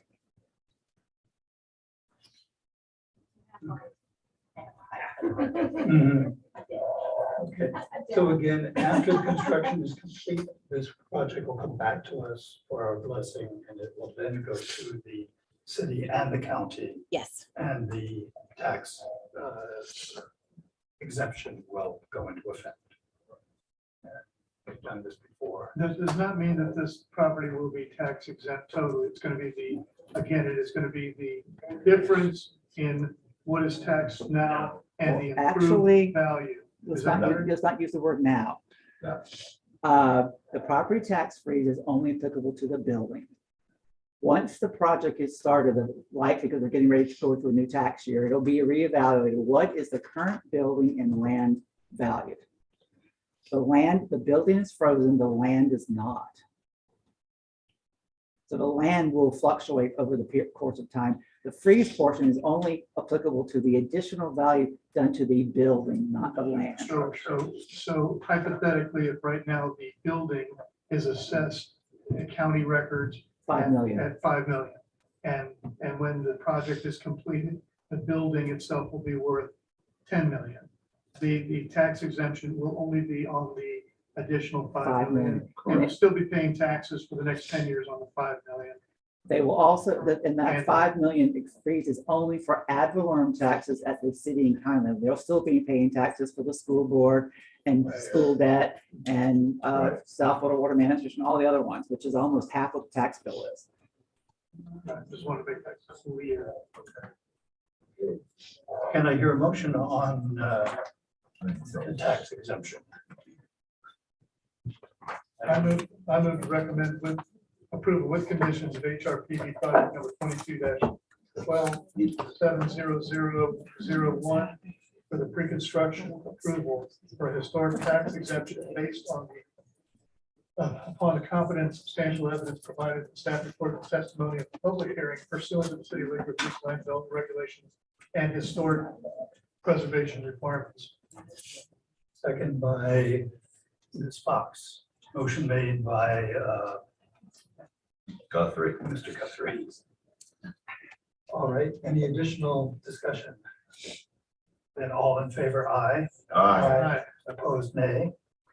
Motion carries unanimously. So the final. Consider what's Yes. next. Sure. The next item and final item is a vote on the motion for the ordinance. In this particular application, your hat is that you are the recommending body to the city commission. So your motions will be, I recommend approval or denial. The one on the screen. Yes, sir. I move to recommend approval. Wait a minute, the attorney needs to read the ordinance title. Go ahead. And then there's also a whole series of exhibits we just want to make you aware of. that I'm just saying includes that's a- what we read. Right, yes. Okay. Practice. All right, so this is ordinance number 2022-09, an ordinance of the City Commission of the City of Lake Worth Beach, Florida, amending the official zoning map by approving the creation of a mixed-use urban plan development district located at 1 Lake Avenue, 11 Lake Avenue, 12 South Lakeside Drive, 14 South Lakeside Drive, 20 South Lakeside Drive, 22 South Lakeside Drive, and 24 South Lakeside Drive, to renovate an existing 59,100 square feet hotel building for 90 hotel rooms, construct a rear addition of 4,700 square feet, and construct a new mixed-use hotel and multifamily building with plus or minus 164,985 square feet, including a maximum of 85 residential units, 50 new hotel rooms, and a parking garage of 283 spaces, as more particularly described in Exhibit A, located within the downtown zoning district with a future land use designation of downtown mixed use, subject to specific development standards set forth in Exhibit B and conditions of approval set forth in Exhibit C, approving a development of significant impact, approving a conditional use permit, approving density, intensity, and height bonus incentives through the city's sustainable bonus incentive program, approving a major site plan for the development of a mixed-use urban plan development in excess of 7,500 square feet, provided for severability, complex, and effective date. Discussion. I just want to ask, obviously, this is a lot of moving parts in a project like this. And just to make sure that it doesn't fall apart somewhere along the way. Are there anything that we should be concerned about regarding any delays in permits, delayed expiring bonuses, agreements of any sort that should be addressed here, and extensions recommended at this point? No, however, the entitlement, we do have a sunset that's built within the ordinance that after a specified period of time, the ordinance approval could likely disappear if the applicant doesn't ask for an extension. The previous approval, which was approved, I think, in 2014, has had 3 or 4 extensions based on extenuating circumstances due to hurricanes and other national emergencies. So it's still valid and out there. It hasn't disappeared. This one will replace that. But it does have, they will have to commence construction within a specified period of time, otherwise lose the vesting and entitlement approval. And when is that expiration? It could be as little as 2 years from the 2 years from the time the commission approves the ordinance and makes it effective, which I think is 10 days after their second reading. Now, should the ordinance that's proposed read some sort of protection? So it doesn't sunset for whatever reason delayed. It gives them opportunity to extend. There are provisions in our land development regulations that if the extenuating circumstance came up, for instance, like a hurricane hit and their construction got delayed, they could ask for an extension. What are other reasons they could ask an extension? A nuclear bomb, an economic Supplies. drop down. Hopefully it's one of them. The governor can declare states of emergency, and those actually tack on based on the type of emergency declared. COVID was one. Hurricane storm damage is another one that's been declared. There was an economic one that was, I think, declared by. It's actually kind of hard to get development orders to expire in Florida because. No. Now, what could have, and the sustainable bonus, if it ends up being something they have to pay, must be paid before the building permit is issued, and they don't get it back. If there were transfer development rights, and this has already come up on one project, and actually Mr. Backman was involved in it. We told them, if you don't go ahead and buy your TDRs to vest your project, there may not be a bank of them left and you want to buy them, and you're sort of SOL. And so they went ahead and paid for them. And so that's the one piece that we have that could expire, but they're not using transfer development rights. Is this the part when I have questions about right of ways and traffic patterns? This is when we can discuss that. Yes. Because I had a couple specific site plan questions. Sure. Would you like me to put up the site plan? Yes, please. Would it be easier with ours or the ones from Mr. Gomez that shows the arrows of how traffic is traveling? Actually, I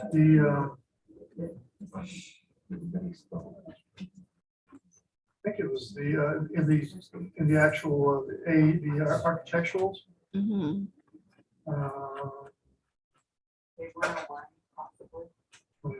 It's taking me a little while here. Hold on. Nice. Nice. They show that traffic time. I think it's, 8000. Okay. where is it? Maybe. No, that's not Yeah, it. 101. Yeah, 101. Let's take a look at 101.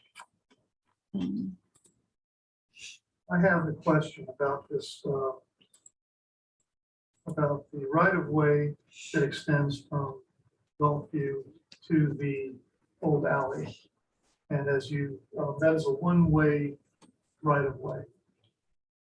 No, that is a two-way. It's 20 feet wide. It was widened at the request of Palm Beach County Fire Rescue. It is two ways. Now that is going to be an interesting item that will be a separate item that's not covered with this, but there will be a requirement to the city commission to approve an access agreement that provides perpetual access along that easement to the existing alley for both the condominiums that are already there as well as the city. And that will come back as part of a recordation of any kind of replatting, which we don't anticipate any replatting. But there are a whole variety of easements for utilities and accesses that have to be dedicated to the city through a separate little piece as part of the site plan. There are utilities in probably, you said it's been abandoned, but the Water space- sewer has water not been sewer- moved. Two items that are part of this project that is not part of this approval are the electric overhead lines are going to be placed underground for the entire block. It's part of the Hrpb program, which is strengthening, hardening, blah, blah, blah, something to make our electric utility bar none. And then the water sewer lines are going to be vacated and rerouted. And those are two projects. The electric one's being done by the city on behalf of not just this project, but the neighborhood. And the water sewer one is going to be done by the applicant that paid for up to no more than $250,000 to deal with the water sewer relocations. So there is a gas line in that, which has to be coordinated separately by the applicant and FPU. I heard in the past that there was some incentive that was provided from the utility. Well, that's all going to the commission as an economic investment incentive agreement, and that's still being worked out. There will be an economic impact analysis coming out in draft form. That's going to the commission hopefully next week. And then out of that will come an agreement which will be discussed either at the second reading, if maybe discussed as a workshop item, and then the second reading, the ordinance, or it might come a little bit after, the various components of incentives or not that are part of this project, but that's not part of this request. It's a lot of pieces. A lot. Okay, then, okay, so I just mistook the arrows that I saw on this particular drawing as being a one-way, but I see what you're talking about. So that answers my question about egress. And one more issue, the loading dock area, the loading area. It's 27 feet long. And it butts the in and out of the garage at that point. When I was looking at that, it was like 27 feet long.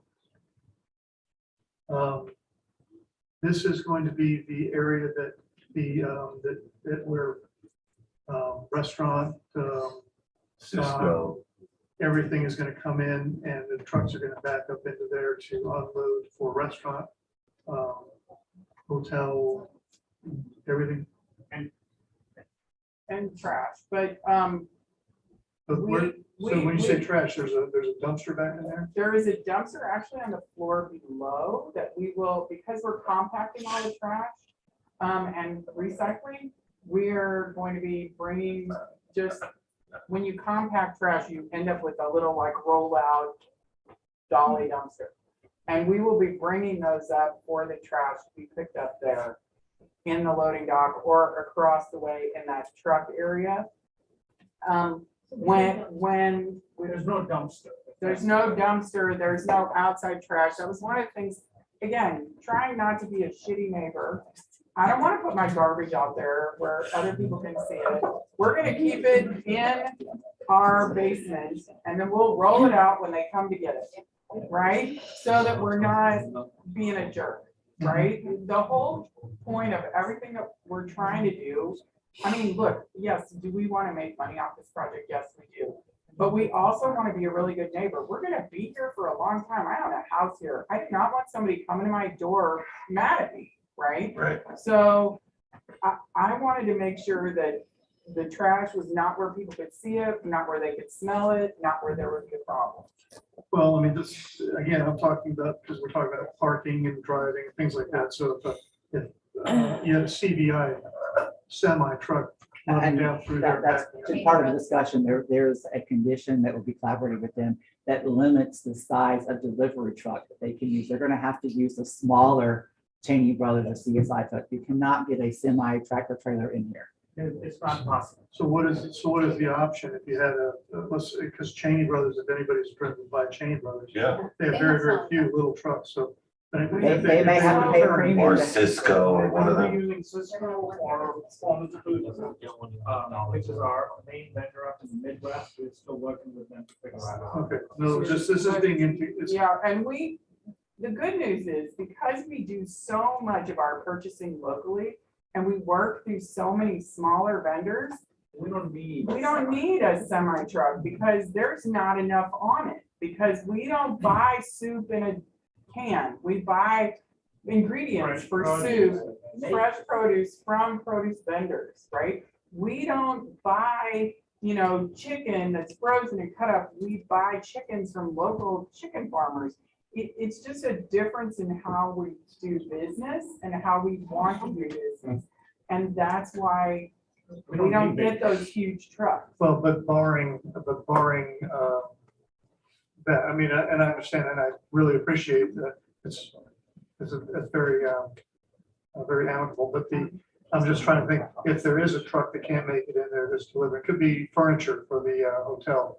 You're changing out beds every once in a while. You have catering going on for large events in there. Where is that? Where's your unloading for So that? we have a big truck. Can you lift that just a little bit, line that up? We have another loading spot there. Do you see where the truck is there in the green area? Oh, there's a truck parked there? I was Yeah. wondering what that was. Yeah, so that's a truck. I kept looking at it, and is that the trash compactor or something like that? No, that's a truck. Okay, now I see it. Okay. We have to back out in all probability. Yeah, for the large semi. Yeah, but we do have a spot out of the way to put them if we need to. If we have to. I'm thinking that having a large truck stuck in there is an operational nightmare. So you would be doing things to make sure that there's not an issue. Well, it's just like everybody always asks, like, when are you having your garbage picked up at 4 o'clock in the morning? And all the neighbors always want to know, like, are you not going to have, of course not, because we have hotel guests who will be staying upstairs. Who will hear it first? I can tell you my hotel guest who wants the credit on the room because they heard the garbage truck, right? Not the neighbor. It just makes sense that we are good neighbors as well as minding our own business. Looking after our own operations. So, agreed. There's a reason why Marriott has given our hotel operational company, our hotel management company, a operational excellence award almost every year. I have a concern that we are, with this, recommending approval to commission of an ordinance, which includes all sorts of parts that have nothing to do with us. Traffic studies and. You are the planning and zoning entity in a historic district. And I'm sorry that you haven't had an application like this before, but these are exactly the same items. The Planning and Zoning Board looks at every plan development. You're having to put on a new hat today. And we have to recommend that all of the parts of this, not just the Hrpb parts, but all parts of this ordinance are recommendable to commission. You're making a recommendation on all parts of it. That's kind of scary. This is ordinance 2209. How many ordinances are we up to this year so far? 9. The whole city commission, Yeah. There, only considered well, there are 8 3, other ordinances? there are 3, wait a minute. 4 pending, so we'll get to 13, and there's another one I'm working on, we'll actually get to 14. There are a lot, and some of them will come to you, some of them won't, because we are planning to do some significant amendments to LDRs, which you will see those. But they're not all LDR amendments or Yes. ordinances. In So the past, city I think commission we've can, only done LDR amendments, so this is something new. This in project, our, this project first started coming to you, to staff, 4 years ago, right? Yes, Talking around 4 3 years and a ago. half. So you've been working back and forth, tweaking, redesigning, tweaking again, then redesigning again. Yes. So this is. This and is public- tweak. I attended the presentation at the beach, which I think was very roundly applauded. It was just before the vote, I think, right? To allow the extra height. And, you know, and again, it's kudos, your experience and your track record and things like that, because Lake Worth has a tendency to go with people who don't know what the hell they're doing. Amen. And, you know, we got some issues up at the beach that we got space that from property that's underutilized. It's the pools that have been sitting around forever, deteriorating, things like that. So, you know, it's nice to have somebody come into our city that has a track record like you all do. I mean, I feel honored, you know, that you're coming here. Okay. Yes, we want to ask questions. Yes, we see the design. That's what this board is here for. And I don't want to just be a rubber stamp because generally everybody just wants to get something done on this. I want to make sure that the design is going to be suitable for the neighbors. This, you know, that loading area is, you know, a little bit of a concern.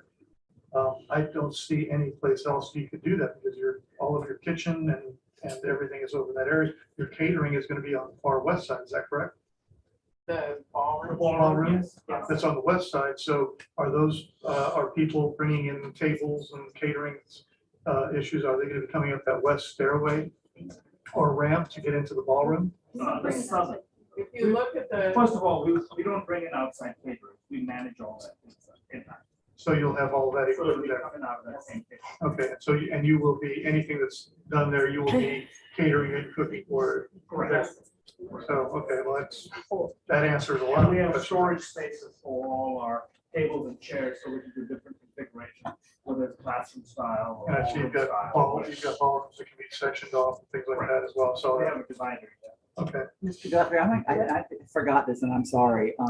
Since you haven't had an application on this before, during the 3+ years of working with them to come up with a design that could become an application, when it was submitted, it's actually been through the site plan review team of the city's staff 3 times before it got to you.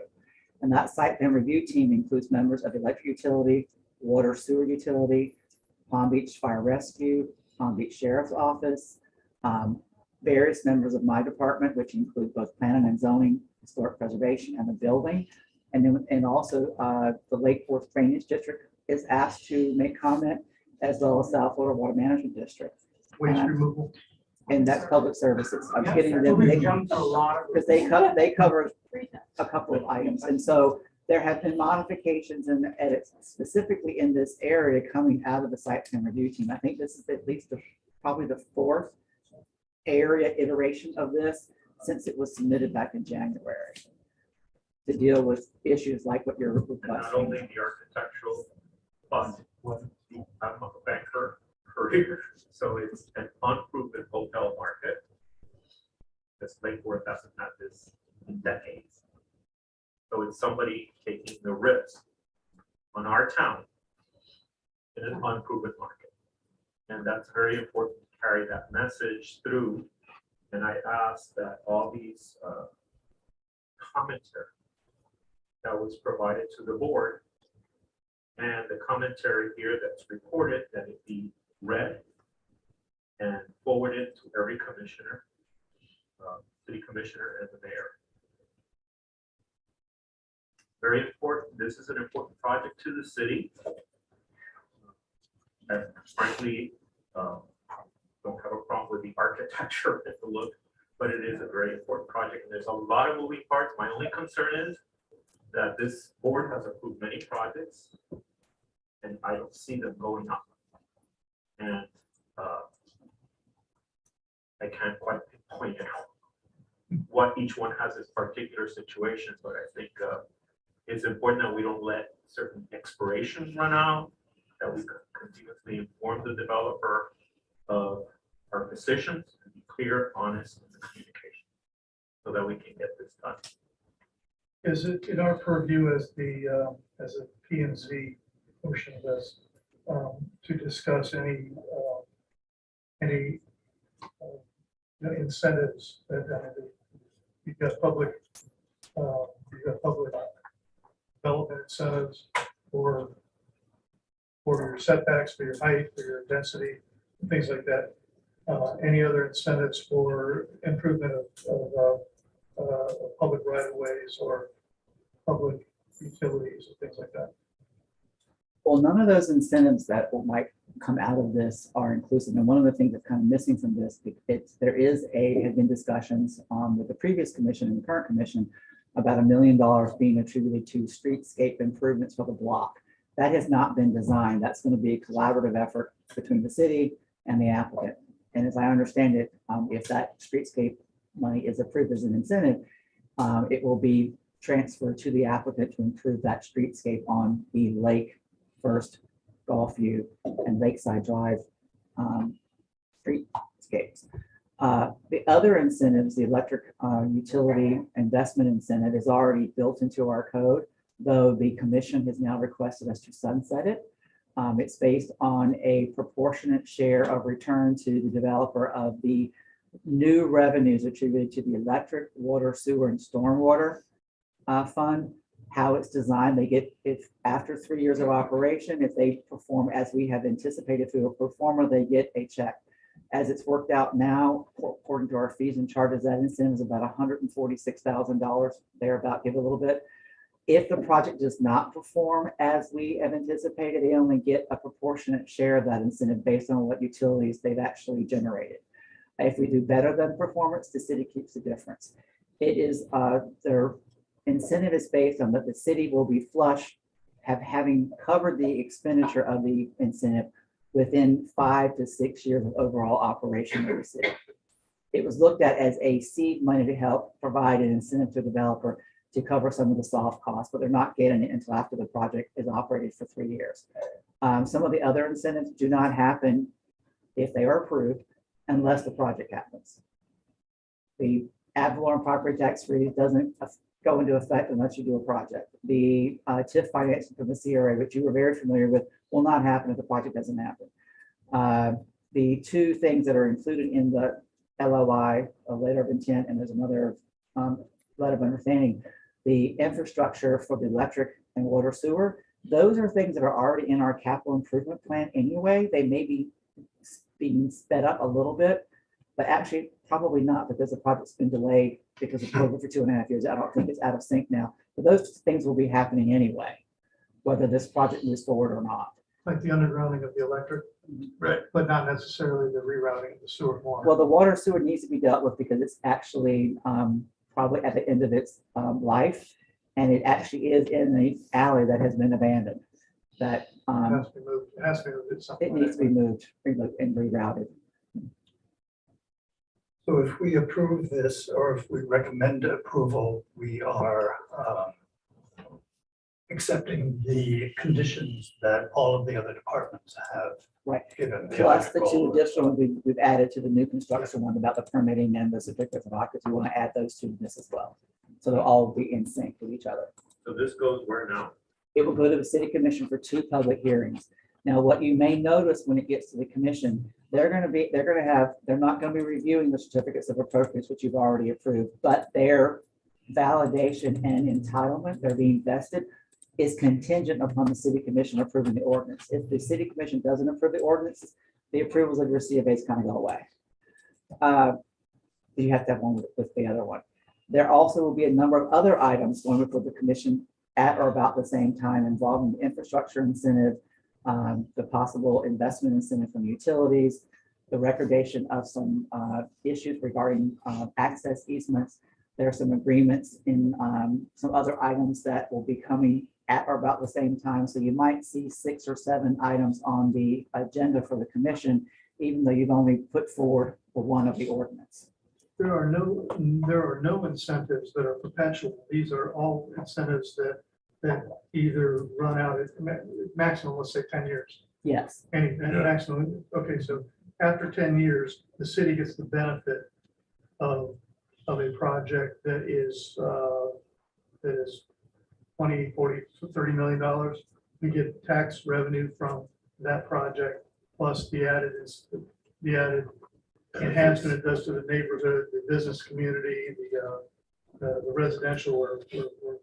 We're helping urban sprawl by bringing condensed residences closer to the downtown.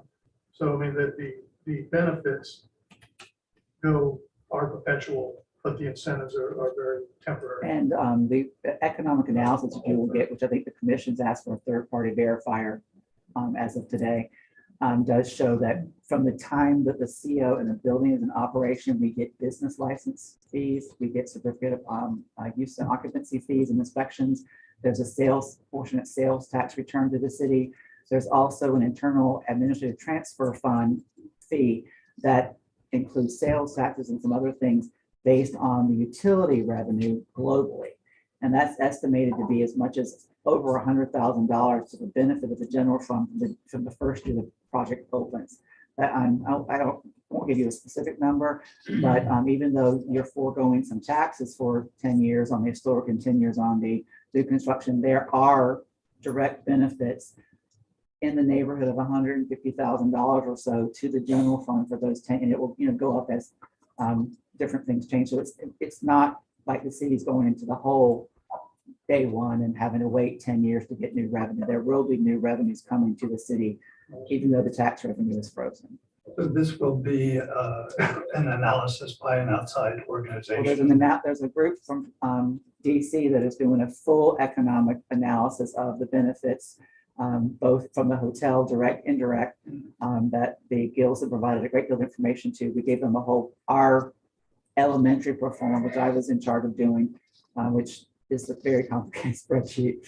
And the CRA provided information based on their financials. And then as of today, as I understand it, the commission has asked for an additional third-party verifier to verify that what is coming from the consultants is applicable. I don't know how. And that will go to commission and It will all go eventually to it will be public information. And as our draft third-party analyses, I'm hoping it's going to be ready next week and it will be sent to the commission. And once they've accepted it, it will become public record. All right, is there more So discussion? this ordinance, we are going on that without, we basically passed it with. You have not. Not even the COAs. You still need to make a motion to do either make a recommendation or something on the ordinance of which that Ms. Linehan read. The ordinance is a recommendation to the city commission regarding the site plan, the mixed use plan, urban plan development, the development of significant impact, conditional use permit, sustainable bonus programs. Those components that you're recommending to the city commission. Thank you. The motion is on the screen. Can I hear a motion? There's a motion on page 14 On the of. screen too. It's on the screen. Oh, okay. Do it. Motion. I move to recommend approval with conditions of ordinance 2022-09, commonly referred to as the Gulfstream Hotel Plan Development, based upon the competent and substantial evidence provided in the staff report and in the testimony at the public hearing. And just Including the conditions in the staff report and the two that were added. As stated. Can we get a second? on that? Second. Seconded by Mr. Torenzo. The motion is made by Mr. Pickett. Any additional discussion? I just want to say thank you again for all the time, for hanging in there with us through all this process.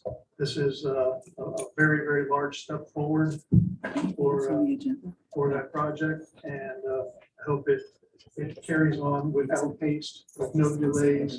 And I'm hoping that you're in for permit applications extremely soon.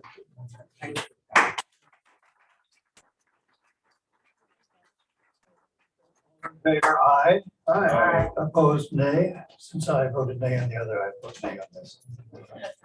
Okay. Motion passes 5-1. And I just will mention for everyone here, for the public, that the city commission meeting for first reading of the ordinance and the other items that William discussed is tentatively scheduled for May 19th. That's May when. 19th. May 19th. First commission hearing. More than likely, it will be a special meeting of the commission the next week, because the 19th actually is a regular commission meeting. And from what was discussed earlier today, the commission likely would want to have this whole thing be its own meeting, especially as much testimony as we have. We made it through in 3.5 hours, and they're supposed to finish their business by 10. So it likely will be a special meeting the next week. Spread the word, everybody. And anybody who wrote comments in expressing their support and or dissent on this is encouraged to redo that again, because these comments do not carry forward automatically to the commission. If you'd like the commission to hear your thoughts on this, please make sure that you get a comment. And just to make the audience aware, we do receive all this stuff a week or two ahead of time. So it's not like we sit up here not knowing what they're talking about. We do get it. Before you adjourn, I did mention that you will be seeing some LVRs at a workshop recently. The city commission authorized the city through consensus to move forward with 3 very important items. One is an official Lake Forest Beach affordable housing program, which has already been presented to the Business Development Board. It will be presented again in a couple of weeks. It's very exciting. Another one is the ability to do micro units in the city. And the third piece is a building performance and also design criteria enhancement that's under the criteria for site plan and building excellence within the LVRs. You will see all 3 of those as separate ordinances, but they're all going to come together. And that probably will be in June. All right. Quiet, please. Okay, let's move on to board member comments or department reports. We don't have any. No reports. I just gave it. Okay. No board member comments. I'd just like to say thank you for all your time. Yeah. And it's been very clear that you all put a lot of thought into the detail. And it's very detailed answers to all the questions. So congratulations to Thank you. Any other board? The lady who wrote in, I want to have her. All right. Okay, meeting is adjourned. Meeting adjourned.